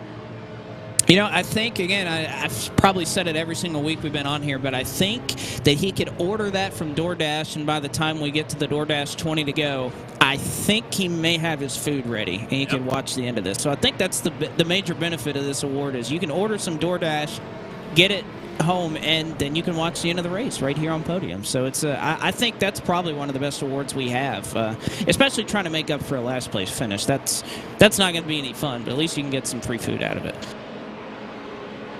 Halfway here, guys, on the restart. How about that? Halfway home. And you can see the lights have come on as the sun has gone down. We are halfway home here in the Tufco Radical 100 at Texas. Brandon Brown, Brian Boris Cook. An amazing job he did there on the outside there with Raja Caruth. They now are on the outside for this restart. Oh boy, a checkup there on the restart. Contact between Brown and Belfans Jr. And it looks like they're going to be able to sort it out okay. I believe Belfans Jr. may have tagged that inside. Here comes Raja Caruth on the apron. Doesn't work, though, as he slides up, and now he's going to lose a lot of momentum out of that move. And here comes Presley Sora to the outside of the 98. We saw him tucked behind George Belfans Jr. in P3 and was trying to take it back as Caruth had pretty much lodged up behind the field, checked up a couple of cars, especially Robbie Lyons. And now here comes Caruth to the outside for second. Big wobble behind Belfans. A big wobble indeed for Caruth as he's trying to gather it up there on the outside lane. Will lose a spot or two with that draft there on the bottom. Brown still leading the charge. Belfans content to run in line. You have Lyons there on the bottom who has some drafting help from DJ Cummings, but Caruth not giving up just yet in the 3. Rajat Caruth trying to lead this top side around. The question is, how long does he stay up there? And now Brandon Brown has a decision to make. Does he want to be the Pied Piper here and control both lines? Or does he just want to stay down on the bottom? He'll stay down on the bottom for now. Rajat Caruth on the outside of Brandon Brown for the lead. That inside line with the momentum off 2. Oh boy, that's about as tight as you can get without something happening. Caruth using every bit of real estate at his disposal. And right now he's got a great pusher behind him. Presley Sora doesn't have to worry about anything. Sora has a win. So he is going to try to help his fellow sim racer and Raja Caruth. And a wiggle out of Belfans Jr. Caruth goes up the racetrack to miss him. Man, they're just... The lines that you take here through the tri-oval, there's just a lot of weaving throughout. It's not certain where everybody's running, but here comes Caruth right up to the door, almost contact with Brandon Brown. And you also have to note these guys are trying to side draft, so while they're going through the quad over, they're trying to stay tucked alongside the guy on the inside just to make sure they can reel them back and stay in contention. Brown is going to drift up a little high in 3 and 4, but the help from Belfans is good enough to get him the lead out of turn 4. But what can you say more about Raja Caruth's performance tonight here from Texas Motor Speedway? That time by Brown, your leader, but Caruth with a big run coming back to turn 1. Well, and Caruth trying to widen that arc to get a little bit of a run into 1 and 2. Nearly contact behind them between Robbie Lyons and Presley Sora. Now ducking out of line, making it 3 wide behind Robbie Lyons is DJ Cummings. He'll think better of it and tuck in line. And Jacob, if I'm about 10th right now, I'm looking at this and thinking, well, maybe I'll drift back a little bit because this is getting pretty hairy up here. That's what I'd be doing right now, and I just noticed this Raja Caruth, he's got some damage on the tail end of that race car, pretty much square in the middle of the back end. No wing damage, but at least body damage to the back door of that 13. Contact as George Belfans Jr. can't quite hold the white line. He bounces off of Presley Sora and Raja Caruth. They all keep it straight. I think that just helped the outside line more than anything because Brandon Brown lost his drafting partner for just a second. Still side by side for the lead coming off turn number 4. Vargas way down on the flat trying to gain some spots. I'm just not sure how much longer they can make this work because Caruth and Belfans, I'm telling you, they are inches apart. Number of drivers going through the grass. One ducks out of line back there for about the 15th position and makes that move. That was Anthony Alfredo trying to make his charge back up to the front. But I'm telling you what, I just don't know how much longer these drivers can give each other a little bit of space. The margin for error is just too great right now. You get a nice little shot here. Matt Stolnek giving a little bit of room right in front of him to try to see it when it happens as he's behind Steven Ellis. You can see the different lines everybody's taken, not exactly perfectly in line with everybody, but Stolnek, I think he's got a good exit route right up to the top of 2 there. He's giving himself just enough room that if something were to happen, hopefully he can go high to miss it. Yeah, he's in a sweet spot right now, but guess who the driver underneath him is going into turn 3? Anthony Alfredo got that penalty for the restart violation, and guess what? He's back up to 13th at the tail end of this lead pack right now. They were almost 3 wide up for the race lead, but Alfredo all of a sudden back in this game and almost made it 3 wide underneath Nick Olsen, but Raja Caruth up to P1 in turn 1 and out of turn 2. Clear headway for the lead. Raja Caruth gets clear down to the bottom. And by the way, Stolnek, I believe he had the broadcast on in the background of his shot. So doing it nicely there is Matt Stolnek. As you see, Raja Caruth, big checkup there from Belfans Jr. straddling that white line, the banking change. That's a dangerous place to be running in this car, but he sorts it out. But again, I wasn't sure if we were going to see anybody be able to take the lead from the outside line, but if there's one driver to do it in this Monday Night Racing Series, it was Caruth as he nearly gets jacked up from behind by Brandon Brown. They nearly pushed each other into turn 1. Well, the only way that worked for Raja Caruth was the fact that Belfans and Brandon Brown got a little squirrely through coming off corner number 4, and that allowed Raja Karuth to get the big momentum down the front straightaway on the outside and clear himself by the time he got into turn number 1. Otherwise, it would have taken him a couple more laps, I think, to get by that 68 machine of Brandon Brown, but he peeks to the inside. Raj shuts the door. He's looking again, and here we go, side by side for the lead in 1. Wasn't quite able to shut the door quite all the way down to the bottom was Raja Karuth. He opens up that door for Brandon Brown. They'll go side by side down the back straightaway. Everybody trying to get in line and choose somebody to push. Karuth by a nose into 3. And you can see right there, just not a whole lot of room given. This is close racing, but we love it here in Monday Night Racing. Off of turn number 4, Brown and Karuth nearly a dead heat at the stripe. Give it to Brown by just 7 1/1000ths of a second. And they checked him again, Blake, into turn 1, but fortunately Karuth was way up high on the racetrack in front of Presley Sora that Karuth could not pounce on it. Balfans had drifted up, got a little bit loose behind Brown, and they had really slowed down. Now bringing DJ Cummings, the third one on that inside lane. They remain 2 by 2, and I think, guys, this is really the first time we see the outside line have a strength in numbers. Usually it's around 3, 4 cars. Now it's definitely way stronger this time by. Karuth falls back to 3rd on the inside lane. Now resurges back to 3rd. In the running order, Brandon Brown still in control, 3 wide for position behind. Oh, Olsen, there goes Garcia. He goes up into Stephen Ellis. Justin Malillo to the Space Force. Another car piles in. It's Preston Pardis. Justin Malillo sliding down on his head, now tumbling through turn number 2. 3 wide just didn't quite work when they weren't ready for it. And Ruben Garcia draws the short straw. 3 wide, bounced off Nick Olsen, bounced off Brian Boris Cook, and then got hit by Stephen Ellis. See it once again right there. Some wild rides here at Texas tonight. Justin Malillo took flight, traveled quite a distance, a bit of distance in the air. Apparently, Garrett Smithley said, I was Snapchatting when that happened, so we're go look Don't at Garrett. text and drive. Yeah, or that, or maybe head over and check out his story because he may have a good piece of content rolling out here in just a couple seconds. Tough there for Malillo, though. A really tough break. Was running up there in the top 10. I was just about to comment on you had about 22 cars running in this lead pack. You see about 4 or 5 destroyed race cars right there. There you can see Smithley. He wasn't around anybody when he was keeping up the lead pack, but wasn't really racing when he was Snapchatting right there. But yeah, don't text and drive, kids.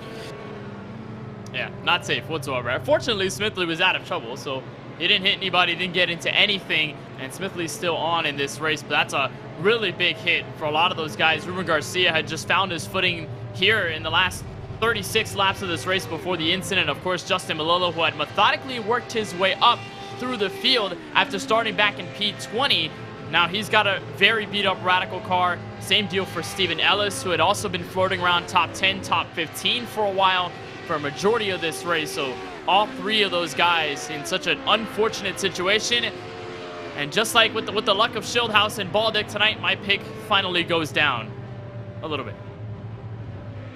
Yeah, I was about to say, weren't we talking pre-race about how our, picks usually did pretty well? I think that ends tonight. I jinxed it. I knew I did. The broadcast curse. Yep. Knew it. That's what we're going to call the segment. What driver are we cursing this week by picking him to win? I don't know. I will say Baldick is getting back on the lead lap now. He's worked to his wave around, so doesn't have a fast repair. But is at least gonna have the opportunity to get back on the lead lap, so at least there's that. And Schildhouse, he hasn't really been involved in anything. He's just been, like, riding around. He's 16th now. He hasn't taken his fast repair yet. I know he kind of, sort of, maybe got involved in one, but, he's done pretty well, all things considered. And, yeah, he's got some damage to the back end of that thing, but it's kind of like the damage that Raja Karuth has. No real wing damage, just body damage on the rear end. So he'll be all right. He's just got to put the pedal to the metal now and get back up in there. We're getting to the end of this deal. Well, I will say about Schildhouse, he has taken a pretty conservative approach in a lot of these races. Daytona was very conservative there. No shocker to see right there, but it's worked out in the end. He's gotten a lot of points and hasn't gotten that early win that he quite got last year at Daytona early on, but you know, it's paying dividends where he's building quite a gap above that cut line, and even right now hasn't really done a whole lot. Has been running about 25th, 30th all race, and finds himself here in about the 16th position with 35 laps to go. So gotta say it's not a terrible strategy there for David Schildhaus. It's at least worked for him so far. No, definitely not if you're David Schildhaus, especially given the consideration that he is 5th right now in the standings, 2nd behind Brad Perez in drivers that have not won so far in Season 5. And I was going to bring that point up if we had stayed green, the fact that there are many drivers floating around the top 13 who are either slightly above the cut line or right below it, trying to punch their way in through the top 20. Obviously, George Balfans Jr. comes to mind first. 15th in the point standings. DJ Cummings is 18th in the point standings. There's a look at Schildhaus as we're ready to go back to green. Robbie Lyons is in that group. Nick Olsen is in that group. Matt Stallnick also as well. So there's a lot of points on the line. Again, this isn't an all-star race. This is for the playoffs and the eligibility for it, and you got to keep yourself alive as much as you can. So Schildhaus being smart on that end. Being smart, and we were lined up to go green, but the caution being thrown once again to try to get everybody caught back up to the field. So we will go one more lap. You'll see the caution lights that are on the catch fence here at the front straightaway here at Texas will cease to light up as we get the one to go this time by. So we'll get the green with just at 33 laps to go in this Tufco Radical 100. Trying to look at this running order right now and see who kind of jumps out. I know Michael Massey sliding through the grass earlier. He currently runs in 13th. Haven't talked a lot about Will Rogers tonight. Started in 31st. He's up to the 11th position. I know Ryan Vargas stopped on track to bring out our first caution. Did a nice job not running into the outside retaining wall in turn 1. Currently runs in 14th. So starting to see a lot of those drivers that haven't really made a lot of noise, just been hanging around the back. Well, this is kind of where you start to flip that switch a little bit, that if you've just been waiting around and trying to miss some crashes, well, at this point, it's nearly go time at this point. Just about 30 laps to go. So you're right. This is do or die time here. And you know, we're going to be thinning this field out because, you know, they're going to wreck at least one more time the way these guys have been racing tonight. So just have to wait and see how long they last and how many are involved, really. I just wonder when we're going to see our first block all the way down to the inside wall on the backstretch. Still haven't seen it yet. And I don't think we're too far behind from it. Brandon Brown, George Belfins Jr., and Raja Caruth, your top 3. DJ Cummings there in 4th. And an even jump, I'd say, across the top 7 or 8. Green flag in the air, and Brandon Brown will lead him down into turn 1. And once again, separation is key when we get back to the green flag as they search for turn 1 and 2. It appears as though, look at Caruth surge it down the inside out of nowhere. He's going to have help from Presley Sora this time by, and Caruth used the outside to get to the lead. He's now using that one car around. Looks like Matt Stallnick, and we have a caution in turns 3 and 4. DJ Cummings off they're the ball. still wrecking. Never mind. That is Balfans Jr. who got into it, got sent around. And there's a Grit Marketing Esports car. Nick Olsen spun around in 3 and 4. He got turned around off the bumper of Anthony Alfredo, and then when he came back up into traffic, I think he clipped a car just sliding around. Yeah, that's Charlie Brown, I think, that got a piece of him barely with the right front. But, man, what a move by Raja Caruth diving down to the bottom. He got very close to that inside wall coming off turn 2 that I talked about. And then they all just stacked up, and Balfon's nowhere to go, and DJ Cummings just couldn't get off the gas in enough time. A tough break there, and it looked like that kind of all started around Brandon Brown, who, like we mentioned, just got passed by Raja Caruth there on the inside. A little bit of a stack-up caused behind him. You can see some drivers piling in a little bit behind the wreck. Was that Caps? Don't tell me that was Caps again. I think it was. Oh, it was. Ah, man. Not been a fun night there for Ron Caps. He fixed all that damage and... yeah. Just nowhere to go. I think DJ thought maybe he'd be able to roll up down the racetrack and started doing it and just didn't know there was another guy coming.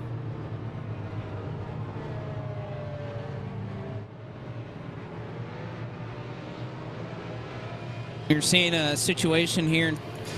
It looked like somebody put to the end of the longest line, but not going to be a cause of caution there. I think that was just an accident there from race control. Brett Baldeck's back in the lead lap. So there you go. Got something to cheer about with my pick tonight so far. 35th. Getting back on the lead lap on lap 69. How about these guys here at the front? The top 4 have yet to pit. Caruth, Sora, Lyons, and Brandon Brown are the only 4 guys in the field that have yet to make a pit stop. Everybody else has pitted at least once. Most people taking tires when they've pitted. The exception to that rule, I believe, is just Nick Olson, who just pitted for the faster pair and moved on. So, really interesting now. You got the guys with the old tires still out in front of this deal. I was about to say, can you even make it all the way on fuel? I mean, that's got to be a little bit of a concern at some point, you would imagine. Well, with the cautions. Yeah. Sure, they've helped out quite a bit. And I guess they're just showing how important track position is. You do not want to give it up, especially this stage that when everybody's really on it and trying to defend and trying to keep their spot, it is hard to make passes here just because everybody gets so stacked up. It's hard to make the inside or outside work any better than the other. And I guess these drivers proven that you want to get the track position while you can, and they've done it. But I just have to imagine we get some green-white checkers. There has to be some concern at some point about it. Yeah, definitely so. But, I mean, at the end of the day, it comes back to our point about track position and how important it is. You think about Caruth, Sora, Lyons, and Brown. They've been up front practically all race long, and they have never looked down pit road just because they don't want to lose that track position. It's so important to keep it, especially now that we're within 30 laps to go. So crunch time is basically here already. They do not want to risk anything that puts them near the rear of the field because they may have the confidence to get up there, but realistically, they know something can happen that can really alter their race. It can take away a potential chance to win this race or even finish within the top 3, top 5. So we'll see if the pit road sequence happens for any 4 of those guys. Right now with 30 to go, they're looking confident to stay up front as long as they can. We'll see how long they can do it or if they can maintain it to the end. Going to be 29 laps to go when we get the green flag this time. Roger Caruth, for the first time, will lead him through the restart zone. He gets about a little earlier jump than we've seen from some other drivers. We got one right down. DJ Cummings is up and around. Jacob, we noticed it at the same time. The roll bar on the asphalt for the 10 of DJ Cummings. And it all started with a restart mishap. He got into the rear end of a car just in front of him. It was Mark Rabillas that he made contact with. Rabillas went sideways, tagged back into the 10.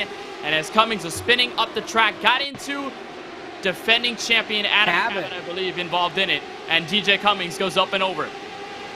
For only 50 miles an hour, that was a hell of a flip from DJ Cummings, I'll be honest. He just kept rolling and rolling and rolling. I was about to say, for all the kind of vicious contact we've seen and drivers sliding into each other and hitting the wall hard, I mean, that was a very light tap from Cummings that got Rabillas out of shape. And Brandon Brown just stops, nowhere for him to go. It was a good move. Not a bad decision. But man, I mean, that was all the way back in about 33rd.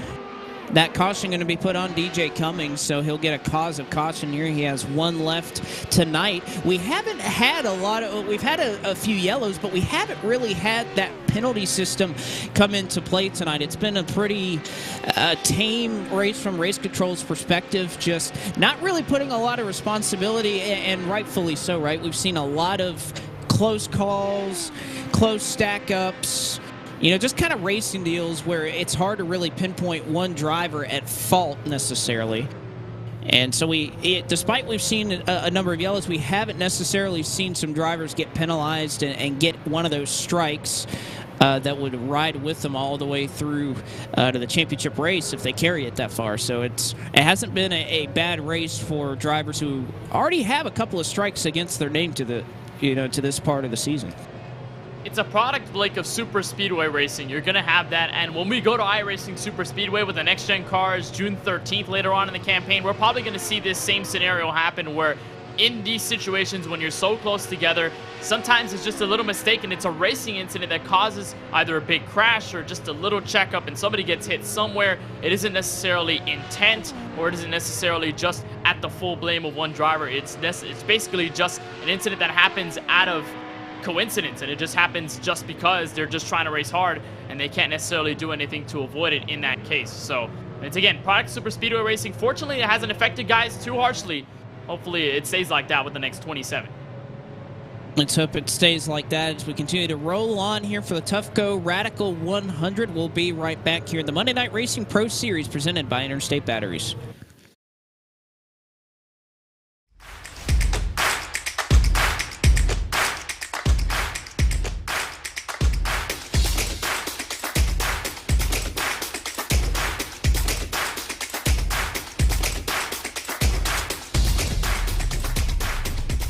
Visit our website at tufcoflooring.com.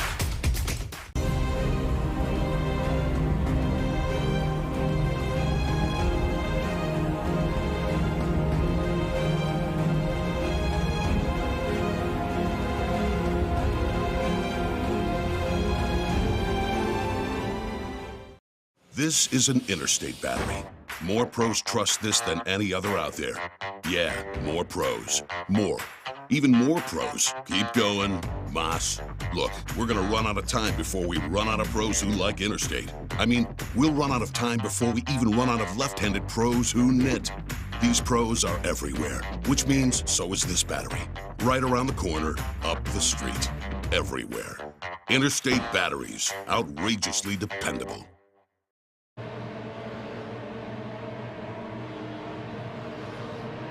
Back with you here from the Texas Motor Speedway. Blake McCandless, Kenneth Bueno, and Jacob Hitz on the call for you here in the Monday Night Racing Pro Series presented by Interstate Batteries. It has been a hectic night so far up here in the broadcast booth and out there on the virtual racetrack, and the action is not done just yet. Currently being led to the green flag here as the pace car will pull off in just a moment by Raja Karuth, who has picked his way through the field, started in 29th and is up to P1 and looking to stay there for the remainder of the night. Another early launch out of the driver of the 13 car.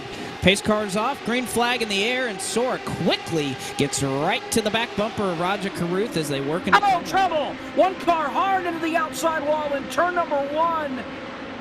That's Will Rogers. We stay green. He got turned, bouncing off of Brandon Brown, Xfinity Series driver Brandon Brown, and went hard into the outside wall. The restart's under review, but we're still green. Raja Karuth leads him off corner number 4.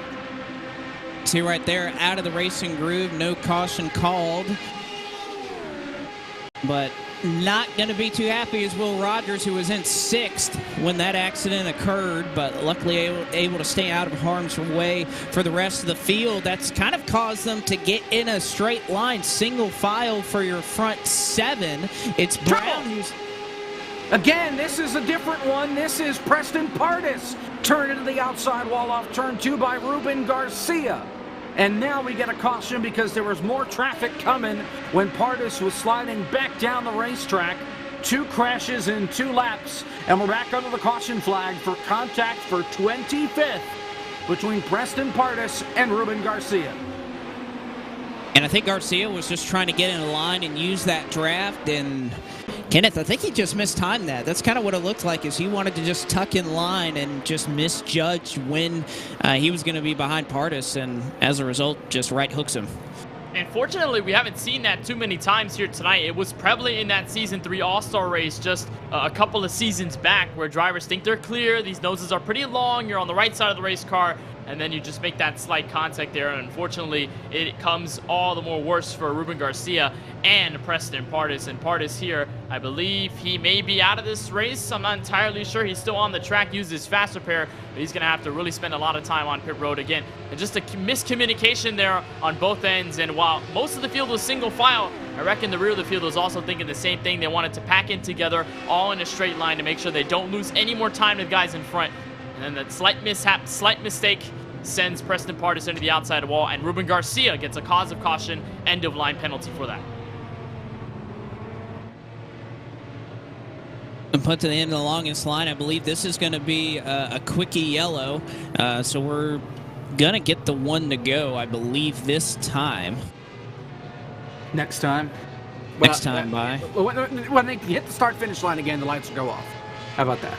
All right, there we go. And we're pacing in the middle of turns 1 and 2 right now. I thought I heard that we would get it this time, but apparently we'll wait one more time to make sure everybody's in line exactly where they need to be before we get lined up and going once again. Despite all that we've seen tonight, still have 38 out of 39 cars still on the racetrack at this point. So regardless of the wrecks that we've seen, which admittedly have been pretty small, a lot of 1, a lot of 2-car incidents. Not a whole lot of huge accidents we've seen so far, and with the courtesy of that fast repair that these drivers are very accustomed to saving up to this point in the race, we've got a pretty decent amount of cars that are still out here. And for a majority of the field, I feel like it's been sort of a hesitant approach here tonight in the Radicals of Texas, which isn't necessarily a bad thing here in this super speedway style format, because you'd rather be careful than overly reckless and cause some incidents when there doesn't need to be. Fortunately, the field has been relatively calm in that stake. Yes, we've seen some very aggressive moves, but a lot of them have been done very cleanly. A lot of them have been timed very well, and a majority of the field have just tried to stay out of trouble for as long as they can. Roger Caruth goes in the grass, not sure entirely why, as he skips over the O'Reilly Auto Parts sign, and he will be... Go down the tires, there you go. Yeah. He's bored.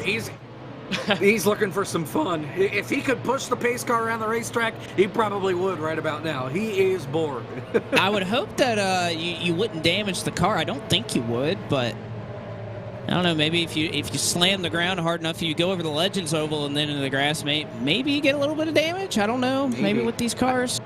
I know Anthony Alfredo got damage from the cone here when we were here for the All-Star race back in Season 3. The cone got kicked up and hit him in the left rear, and it gave him left rear damage. So sometimes you got to be careful about that. These cars posted that on Twitter too. He posted on Twitter saying in remembrance for the cone that he hit and got damage from before tonight's race. So that's kind of funny. And he's sitting P3 right now, actually. So I suppose that cone can be Texas tough with these sensitive race cars, and it looks like Caruth not going to be any worse for the wearers. We'll approach the DoorDash 20 to go when we get the restart this time. Still, like we've said, the last several restarts. Raja Caruth, Presley Sora, your top 2. Robbie Lyons, and how about Anthony Alfredo, who has worked his way back up to the front? We know winning is the only thing that is on his mind. Another early launch for Raja Caruth. He'll clip the grass just a little bit. Green flag is out. And we take the DoorDash 20 to go with Caruth leading them to turn 1 as they jockey for position behind. And here comes Presley Sora now to the outside. Robbie Lyons had ducked his nose down low. And remember, the last restart, Sora had been quick to go right behind Caruth, stay in line, and make sure he doesn't get pounced. Now he is, for the matter, getting pounced with Brian Boris Cook behind him now to give assistance. So the bleeding may stop right here. Cook will go now to the inside, so Sora will lose out. Here comes Alfredo, flipping Lyons sideways into the quad oval grass. I believe we will stay green. Nobody else is involved. Lyons comes to a full halt in the grass, and Alfredo bullies his way to second. Your former Monday Night Racing champion and Robbie Lyons there collecting it up. No caution yet. We're going to keep it green. Caruth now leading. Alfredo trying to complete the resurgence. Oh, Brandon Brown! Oh, we're good. Keep your foot in it. Yeah, we're driving good. He kept his foot in it for sure. Was about 50 degrees sideways, pitched it, and brought it back. A wonderful save there from Brandon Brown, kind of like what we saw early out of Parker Kligerman. He collects it up. We're still racing up front. Caruth, Alfredo, Presley Sora, your top 3. We all know the history between Raja Caruth and Anthony Alfredo here on Monday Night Racing. Last season, tempers definitely were overflowing between these two. Now they're first and second, pushing each other around the racetrack, and the Radicals here in Texas coming to 17 laps to go. You got to wonder if that's on either driver's mind or if they're just looking for the checkered flag. I think they're looking to just get there at this point, but you got to defend now if you want to keep that track position. Almost contact there. You see Brian Boris Cook riding on board with him. A big, nice, so you can see how violent the bumps are here at Texas, even with the smooth race car. Thought about going around Alfredo, doesn't do it yet. I wonder when we're going to see some drivers move all the way to the apron. Well, guess what? We don't have to wait much longer. There's Ryan Vargas trying to make it work, but it doesn't look like it's been working here in race conditions. Yeah, it definitely hasn't. We've seen only really one car go down there. The whole field has been reluctant to stay. Oh, trouble. There they go. Big crash. 2 cars around. I believe Steven Ellis is in it. Ford Martin is sideways, tucked against the inside safer barrier. And after 2 close calls, 2 cars going around, finally the yellow is thrown out by race control. And we got a caution with under 17 laps to go. 16 to go this time by. You see that fight to get down to the inside, and we've mentioned how that grass has kind of come into play there in the dog leg. We saw, and really it starts when the front of the line, one of those first couple of cars runs completely off the track with 2 tires. Everybody's going to follow them. They're trying to keep that draft. And I think that was the case right there where you had so many cars that clipped that grass, maybe 1 or 2 got out of shape, caused that stack up, and it seems like these cars, they just stop on a dime. When you lift out of the throttle or you hit the brakes, these cars just really, really have some great stopping power. And unfortunately, that means when you check up, it's hard to see it, it's hard to react to. And that was another stack up there on the inside. If we'll get another look at that. Man, I think I know why that apron isn't working. When you pull out a line with these things, you don't have the draft when you're down on the apron. So unless you've got everybody going with you, when you drop down to pass on that inside, you're losing that speed because you don't have the draft. And then you're just kind of along for the ride whenever you come back up onto the racetrack. If you can get some help down there, it might work. But when the pack is this big and you've got 20-plus cars in the lead pack pushing and shoving, you go down to the apron, that's fine, but you're probably losing spots, not gaining spots, unless you can slide right back up after making a pass. Well, we saw Vargas try it. He ended up coming out okay, but he had a block on the front straightaway to kind of keep him from getting swallowed up. And but again, I think somebody's gonna have to be willing to try that when we really get down to it. These last couple laps, we get a few laps to go, green, white, checkers. I mean, somebody's going to be willing to send it down there because we saw it work in practice a number of times. I just think right now there's too many cars in line. The draft's too powerful. They're above where the banking is to make that flat down there on the apron work, despite how well these cars can kind of corner down there. And that's going to cycle back, Blake, to my point of hesitation. That's exactly how the field has been handling that apron situation, where you have one driver brave enough to go down there, but because everybody's tucked in single file and they're checking up so much, they are scared that if they go down there, they're going to get left for dead, like it happened to Gary Sexton and like it happened there just before the caution with Ryan Vargas. So all of those guys at the moment are just kind of wary about going down there. They've been fine staying above that white line. We have just yet to see that portion where more than at least one car, 2, 3, maybe 4 or 5, or the whole pack goes down to that apron in 3 and 4 and tries something different. Maybe it becomes a factor in the final 10 laps of the race when it really matters for the win, when you've got a shot to be up there for a checkered flag tonight. But ultimately, it looks like the white line is the way to go as we get the 1 to green signal, and Roger Carruth will remain in the race lead. Seen it work time and time again. I imagine it may pay some dividends for some drivers here late in the going. So when we get the restart this time, it'll be 12 laps to go the scheduled distance. Of course, we do have those 3 green, white checkers in the back pocket should we need them, and we go to Monday Night Racing overtime. Whether we will or not, I'll leave that up to you. My bet would be yes. I think if we happen to put a line on it, it'd be like minus 120 that we'll get a green, white checker. Maybe we could ask Matt Stallnick about that. I think that would be more of his area of expertise. We're going through all 3 green, white checkers. That's maybe a different question, how many we get, but the fact that we might get them, I'd say more likely. Bet on it. Yeah, yep. I'd say. All right, lights are off. Caruth, Sora, Alfredo Stalnick now has worked his way up into the top 5. How about James Bickford in 6th? Colin Fern has made his way up to 7th here late in the going. Garrett Smithley rides in 8th. Max Kennan 9th, and Ryan Vargas rounds out your top 10. And oh, by the way, David Schildhaus right there running in the 12th position. 12 to go. We get the green this time. Caruth has been going early and goes a little bit later this time, but gets a huge launch in doing so. Green flag in the air. Sora again gets down to 2nd, as we've seen time and time again when Caruth has controlled these restarts. Can we sort it out from around 10th? That's been the trouble spot. And the Hornet's Nest has been the factor, but here comes Presley Sora now with a diving move to the inside out of turn 2. Same thing Raja Caruth did for the race lead. Stalnick tries to make it 3 wide. Contact between the leaders. Alfredo surges up high. There's Bickford down low, but for the moment, Presley Sora takes the lead. Caruth edges it back out of 4. They're 3 wide for 3rd on back. Oh, man, Big Bickford. Oh, man, Bickford sliding through the grass. Somehow that worked out. Sora looked to run the apron as well as anybody has, but still cannot quite get up in time to get up in front of Raja Caruth. But I think the gloves are off now. That space all the way down to the inside wall, it's in play now.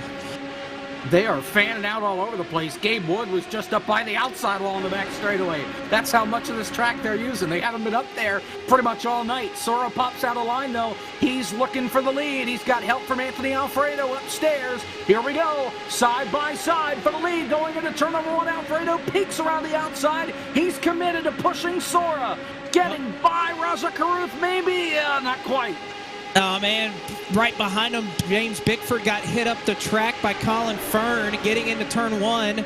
Just a little bit of contact, though. They sort it out and keep it going in the right direction.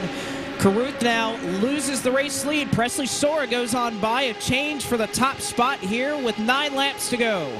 And look at the collection, Blake, of the drivers within this top 10 as Bickford makes a move up high on Raja Caruth. That is for 3rd on the racetrack. Sora and Alfredo already winners. Same deal for Bickford. All 3 of them are locked into the playoffs with a chance to win, get a 2nd one, and edge the other 2 locked-in playoff drivers. Tonight from Texas, Caruth has been close, but he's had no cigar yet in Season 5. Matt Stalnick, he's been around in a lot of these super speedway races near the end. If you can recall the 5-wide finish at Daytona in Season 3, Fern has been wildly aggressive near the end. It's paying off. Same deal for Max Kennan. So many drivers in this group eligible for a win that could push a huge storyline for the playoffs as Sora continues in P1.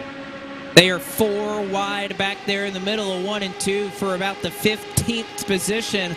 Up front, stacked up 2 wide. There's not a whole lot of places you can go to try to make up those spots. That 3rd lane not quite working. Somebody's going to go all the way down to the tire barrier in turn 3. Oh, Will Rogers just bulldozed the back half of the field. 1 car flipping through the grass. That's Seth Eggert. He lands on all 4s. Oh, Brandon Brown goes to the pit road. Gary Sexton is stopped. He's involved in this crash. Adam Cabot gets a piece of it. Will Rogers, full sends only. He sent it a little too hard, and that brings out the caution. Yeah, I'm not quite sure what Will Rogers thought was going to happen there. I mean, you go down to the bottom, you make the move, and then you kind of stall out your momentum and kind of could have rode that out on the apron a little bit longer, but just, I mean, quite frankly, just rose back up into traffic, and there's about 15 cars, 2 or 3 wide. I mean, what do you think's going to happen when you make this move? I mean, maybe he was just hoping for some space to open up for him and these guys would watch out, but ultimately it did not happen. And you were right, Blake, a lot of more space to just keep himself there. I was almost thinking that Rogers was going to hold it all up until the O'Reilly Auto Parts sign and then try to merge safely back into traffic, but unfortunately just drifted a little bit too high up on the racetrack and caught a lot of drivers in it. That's really our first big one apart from the earlier one in this race. Seth Eggert goes for the wildest ride, no doubt of them all, barrel rolling through the infield grass on the front straightaway. And it's just a huge toll for a majority of the drivers. We were going to have a finish there within 5 laps to go. Presley Sora trying to hold off the rest of the field, but unfortunately, he's going to have to stack it up and manage the restart with under 5 laps to go. And it sets up a mad dash to the end. We're getting word from race control. It will be Will Rogers that was the cause of caution, so he'll be put at the tail end of the field. Saw Adam Cabot, looks like he has exited the server, so going to be another DNF to add to Preston Pardis. And I think Ford Martin is rolling on pit road right now, although he is 9 laps down. It looks like Cabot going to be the second casualty of this race. Still amazed that we have 37 cars on track. Xfinity Series Brandon Brown has also parked the car. He's done for the night as well. So add another one to the scrapyard. That's 3, I believe. Doesn't look like Michael Massey is on the track either. Yeah, no, he's on pit road. So that might be another one that might be done for the night. Not quite sure. He's already used his fast repair. So might just be, so. Although at this point, if you have a fast repair left, I mean, it's great that you have that in the back pocket, but at this point, it's go time right now. We're going to restart, and actually, we just got the 1-to-go signal, so they're going to double up right now. So it looks like we'll have 4 to go on the drop of the green flag. If we can see it through to the white, we'll go through and race it back to the checkered flag. And of course, if anything happens here over the next 3 or 4 laps that brings out a yellow flag, can't imagine that would happen, we will go into Monday Night Racing overtime. yes, we will go into overtime. Good thought, Blake. If something happens, you got to put the if in there. I think this is Yes. This is more of a when than an if. I wouldn't be shocked if that were the case. I think the odds just went up now that we get another restart right here. But change up front, it was Sora Alfredo. So you have 2 winners on the front row. You have Carruth, who has not won a race here in Season 5 just yet. He restarts 3rd. Bickford in 4th with a win. So 3 of your winners in the top 4. How do they play this out knowing that, well, they can be extra aggressive just trying to add to that win column? Green flag in the air. Sora, a great jump. 4 laps to go here at Texas. And that was not a great restart for the outside lane whatsoever. It appears that Alfredo got stuck in front of James Bickford, and now Bickford was switched to the inside behind Raja Carruth, so he'll slip in a 3rd, bringing Colin Fern. Now bringing another one, it appears Matt Stolnick is also trying to make a move down low with help from Brian Boris Cook. Almost contact between himself and Fast Pasta. Here comes Carruth outside in turn 3 for the lead. Oh, and they're going to make some contact a couple of times there as Carruth shot to the outside. One car goes flying! I saw somebody fly past my screen. That's David Shieldhouse upside down. He is still tumbling. Lands up against the inside wall. On my screen, I was following the leaders, and I just saw this flash of green go flying past. He got turned by Case Kallenbach and then got launched by Mike Clay. And David Shieldhouse was clear for takeoff in corner number 4. That was a hellacious crash for the driver of the 20. He has not used his fast repair, though, so he's in good condition. The problem is he has to tow, and he's got to do it soon if he wants to stay on the lead lap. He's just stuck on top. Now he's going to tow. He's got to hope that that's not too long, because the leaders are in the middle of 3 and 4 right now, coming to the exit of 4. But we're going to Monday Night Racing overtime. Yeah, I think that tow is going to take too long for Shieldhouse to get back. We might be able to see him back in if we get about 3 green-white checkers, but again, he needs a lot to happen right now. That tow is going to take quite a bit of time, going to lose probably 1 or 2 laps, so I'm not sure if he can get back on the lead lap. That's kind of the downside of playing that conservative strategy, that if you're back there and there's not a whole lot of time, sometimes you get caught up in a mess. And unfortunately for David Shieldhouse, who is running very well in the points this year, this night's not going to contribute to that.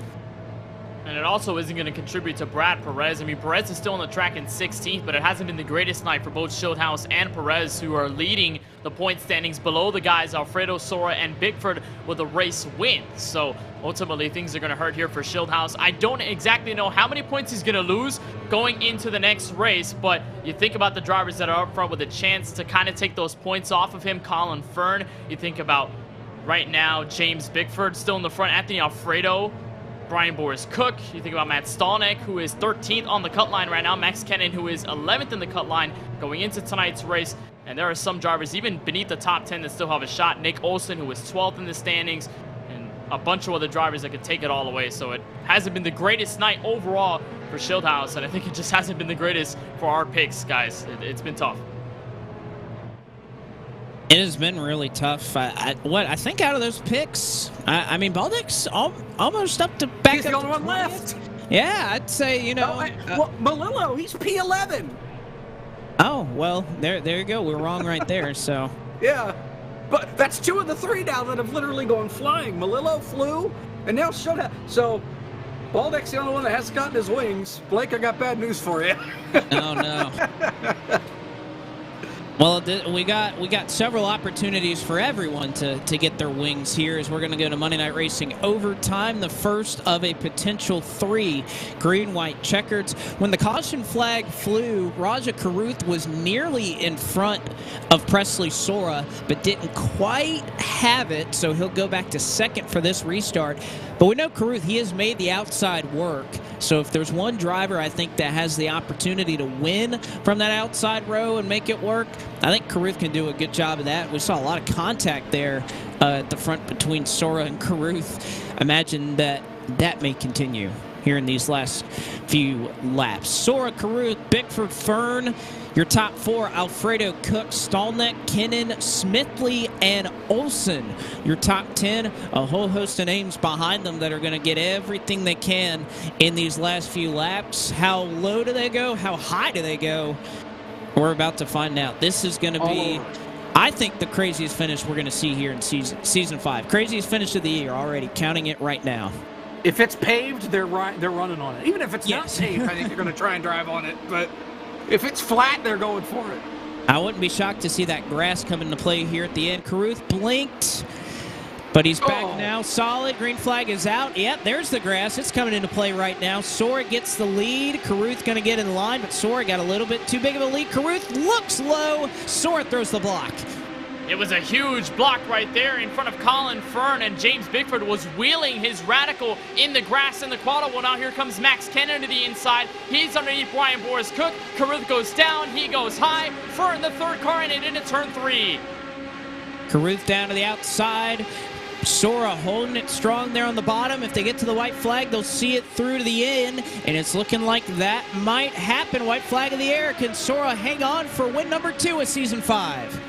Restart is under review. Let's see if we get a ruling before this thing is said and done. It's all Presley Sora out in front looking for win number 2. Colin Fern looking for redemption as the restart's determined clear. Here comes Bickford down on the inside. They are almost 4 wide. They are 4 wide for a second. They make contact. They're 5 wide through turns 3 and 4 as Sora leads them around. Oh, Alfredo's going to turn. Oh, and Sora nearly got hooked off a turn. Here comes Kennan. Here comes Max Kennan. He's going to go to the grass and to the line. It is going to be Presley Sora over Colin Fern and Max Kennan. So Sora gets it done for win number 2 here in Season 5. And right behind them, Sora nearly got taken out in 3 and 4, but he hangs on as they were 4 wide for second.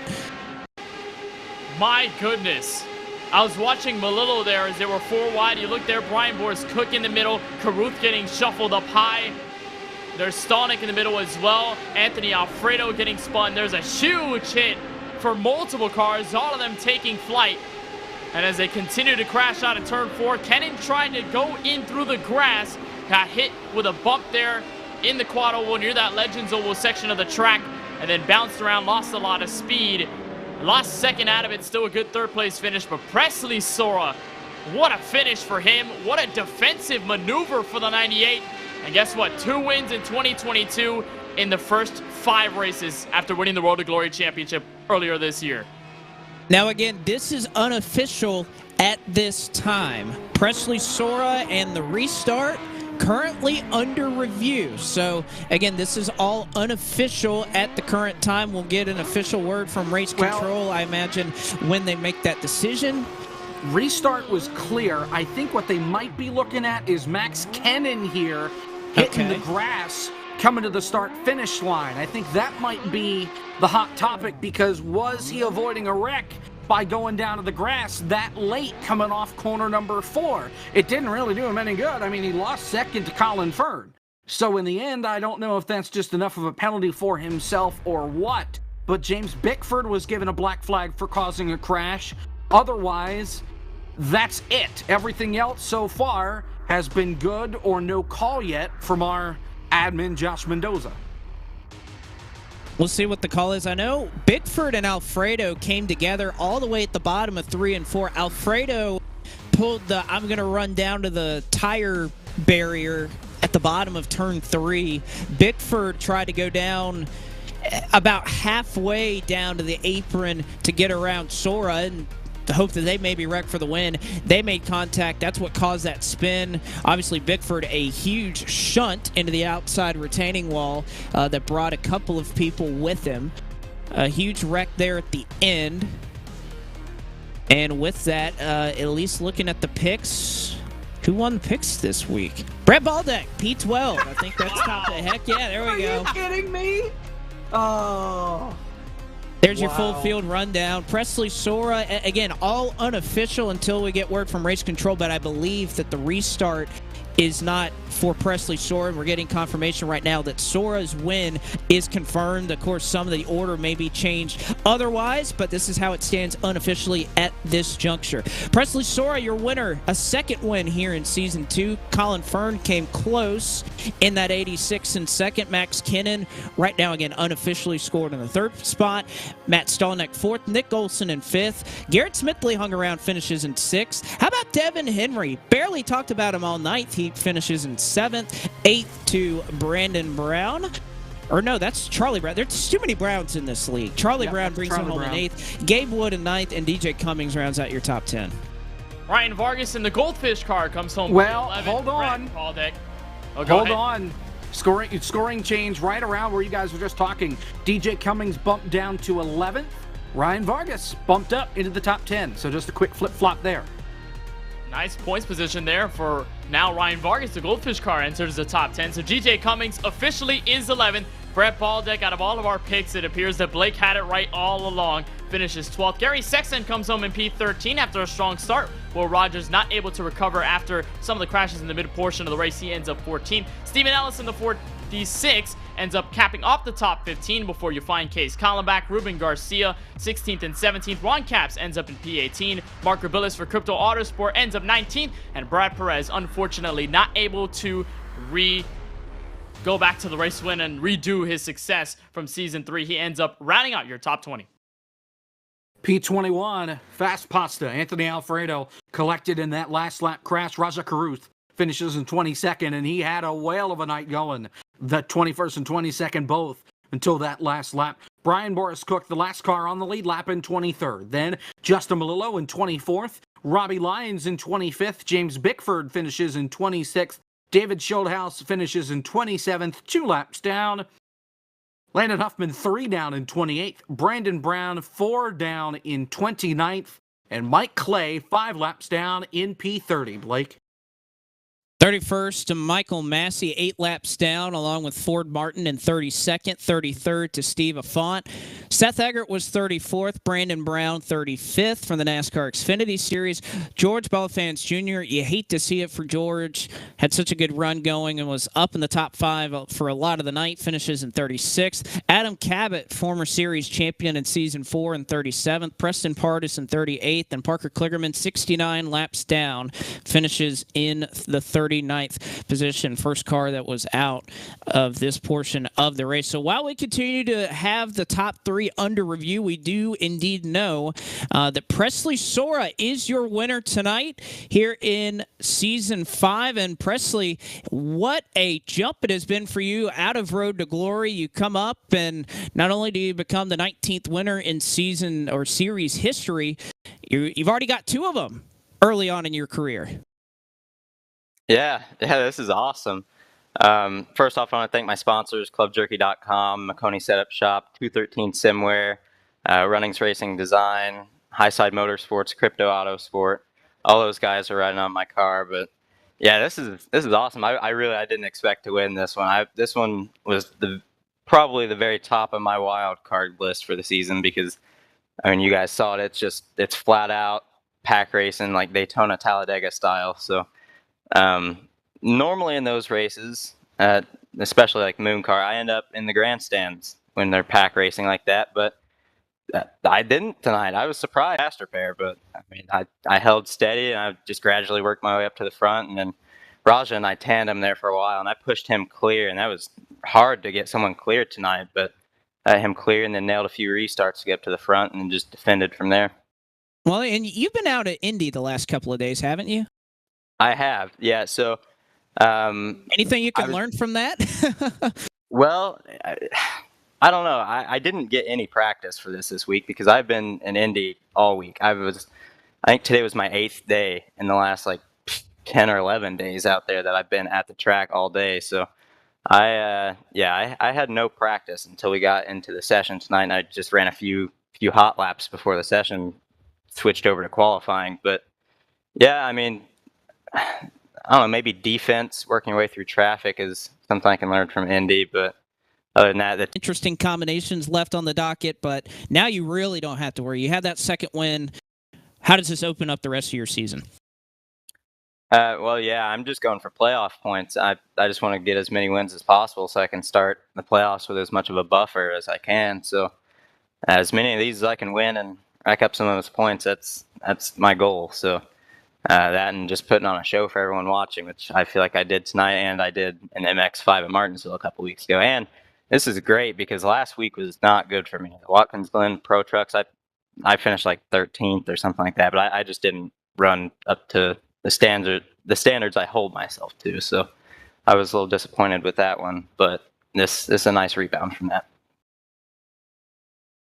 All right, Presley, well, we'll let you go ahead and celebrate, and thank you for joining us. And again, congratulations on your second win of the Monday Night Racing Pro Series presented by Interstate Batteries. They're coming early and they're coming often, and we may see you up here even a couple more times before it's all said and done here in Season 5. But congratulations on winning tonight at Texas. All right, thank you, guys. As Presley Sora, your winner, we're going to throw it down to Kenneth Bueno, who was caught up with our now what is officially second place driver, and Colin Fern.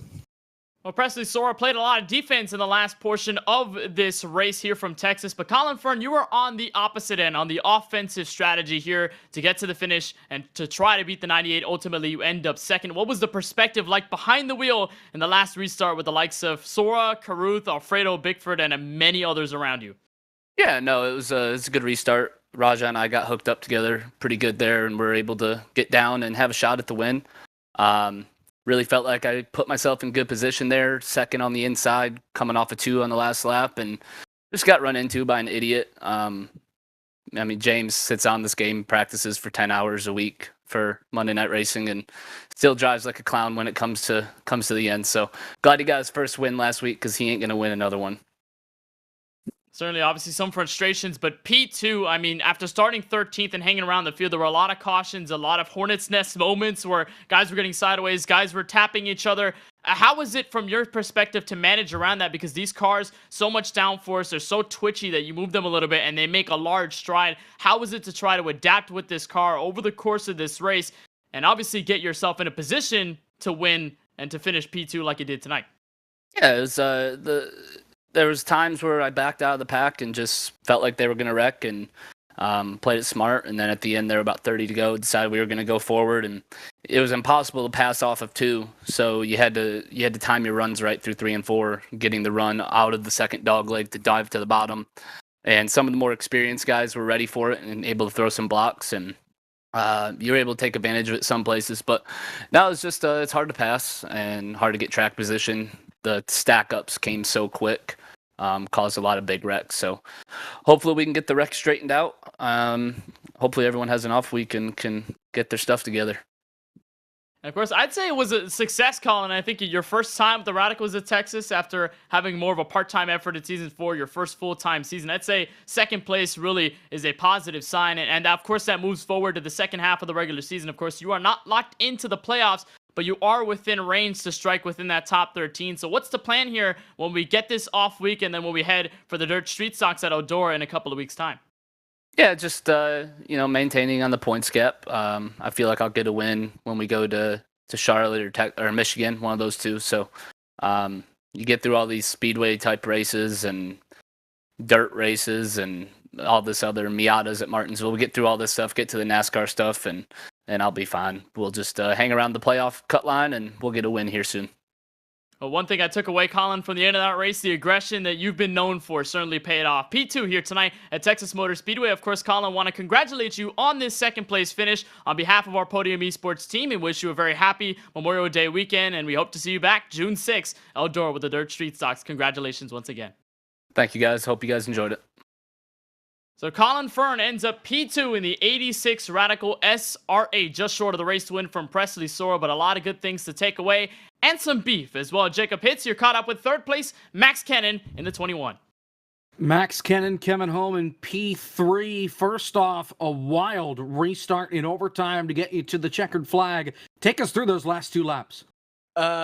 Basically, the last 2 laps, I just did what I've been doing all race and just stay. As long as you were on the bottom, no matter what could happen, you'd have the momentum. Because if there was a wreck, they'd go to the wall. And if they wrecked on the bottom, you could just go to the inside wall and it'd be easier. But yeah, I just stayed on the bottom the whole time, guarding the bottom, and it just shot me up to third. I cannot believe I missed. I don't know who it was. Came up from the apron and shot to the wall coming off of 4. That was wild.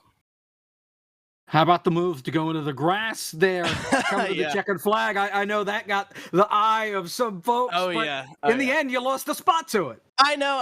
And everybody was mad. Like, some people were upset, and I was like, well, listen. I was like, I was in second, and I wasn't going to pass them on the outside. I had no momentum. So I said, well, I went through the grass, but I lost a spot anyway. So it wasn't really much of an advantage. How about Eldora next week? In 2 weeks with the Dirt Street Stocks, we get away from the asphalt, the tarmac, if you will. We get dirty for a week coming up after the break. Yeah, I'm excited about that one. I love running the Dirt Street Stocks around Knoxville. You should be seeing a lot of people ripping the fence, bounce the right rears off the wall. I like the dirt. It's kind of my wheelhouse. So expect to see me up front next week or 2 weeks from now. Well, first of all, enjoy the break. Congratulations on the top 3 and best of luck in 2 weeks at Eldora. Yes, sir. Thank you, guys. Max Kennan coming home P3 tonight from Texas. A radical night. No doubt about it, Blake. See, I knew somebody would eventually pick up what I'm putting down here with the puns, but yeah, a radical night indeed here at Texas, and I don't think it gets much easier when we go out to Eldora in a couple of weeks. Obviously, next week rather, we have a little bit of a break. It's Memorial Day weekend, so go out, spend the time with your families, have a fun Monday night. We will not be racing, but 2 weeks from tonight, Street Stocks Eldora, going to be a much different looking race, I think, when we get there in 2 weeks.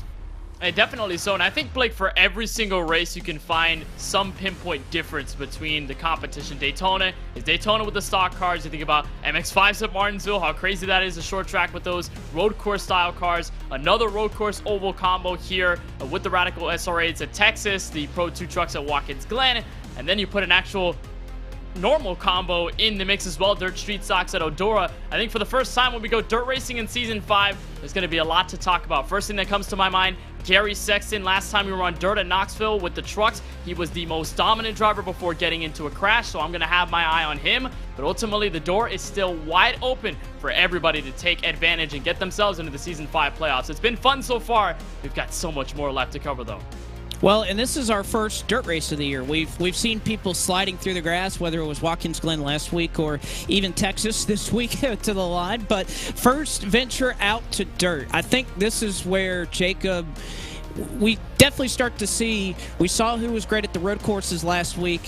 I think we're going to get a whole different set of drivers that really take to dirt well, and that's going to be their specialty, and this is going to be their time to shine.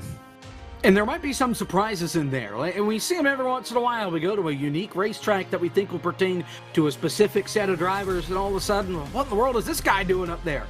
I think we're going to see some of that since it's at Eldora. It's a track that most of these guys are familiar with since the trucks have run there for a number of years in the past. I've always looked at this schedule since it came out kind of in 3 parts. The first 4 races we just wrapped up tonight. Then we get this long stretch over the summer up through July 4th weekend with the next off week.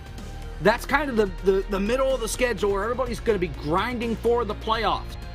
When we come back after July 4th, it's the last race before the cutoff, and we hit the playoffs the rest of the way through August. So it is very crucial in these next couple of races after the break that you are on your game. These first 4 races, that gives you time to get your feet underneath you, kind of test things out, see the new drivers that are around, and clearly they've got some competition in Presley Sora. He's running away with the darn show right now. Yeah. And George Balfons Jr., he's nothing to sneeze at either right now. I know he didn't quite get the finish he wanted to get tonight, but he has been strong these first 4 weeks, and if he keeps that up, I don't think he'll need to win a race. He might be able to point his way into the playoffs. But there are some seasoned veterans that we haven't heard from. Adam Cabot? I mean, we saw him. He wrecked. Yeah. That's about as much as we saw from him tonight. Will Rogers, we saw him bonsai it down in there. He wrecked. The pressure's starting to get to some of these veterans, I think, through these first 4 weeks. Hopefully this week off gives them a chance to settle down, relax, kind of look at the schedule ahead, and circle dates on the calendar. This is going to be the spot where I turn it on and get that win and lock myself into the playoff. Absolutely, Jacob. And even Roger Carruth with that. I'm surprised that we're 4 races into the season and he hasn't visited victory lane. Certainly thought that would happen after how he ended last year winning that Championship 4 race, even though he wasn't a part of that Championship 4 battle. Going to be interesting to watch, but again, we wish you and yours and all your family a happy Memorial Day weekend next Monday night. And stay out there, stay safe, have fun, and we'll see you back here in 2 weeks when we go to Eldora. So for Ford Martin and Paul Sutton at Monday Night Racing, Joshua Mendoza in race control tonight. He had a busy night. For Gary Section, John Theodore, Podium eSports. For our camera builder, Dougie Beard. Our overlay builder, Michael Hall. Cameron Aubernon on social media for Podium eSports. And for our broadcast crew tonight, our producer, Ryan Bauer. My colleagues in the booth, Kenneth Bueno and Jacob Hitz. I am Blake McCandless. Thank you so much for watching tonight's broadcast, where we bid you farewell and say congratulations to tonight's winner for the 2nd time in Season 5, Presley Sora, taking the win tonight at Texas.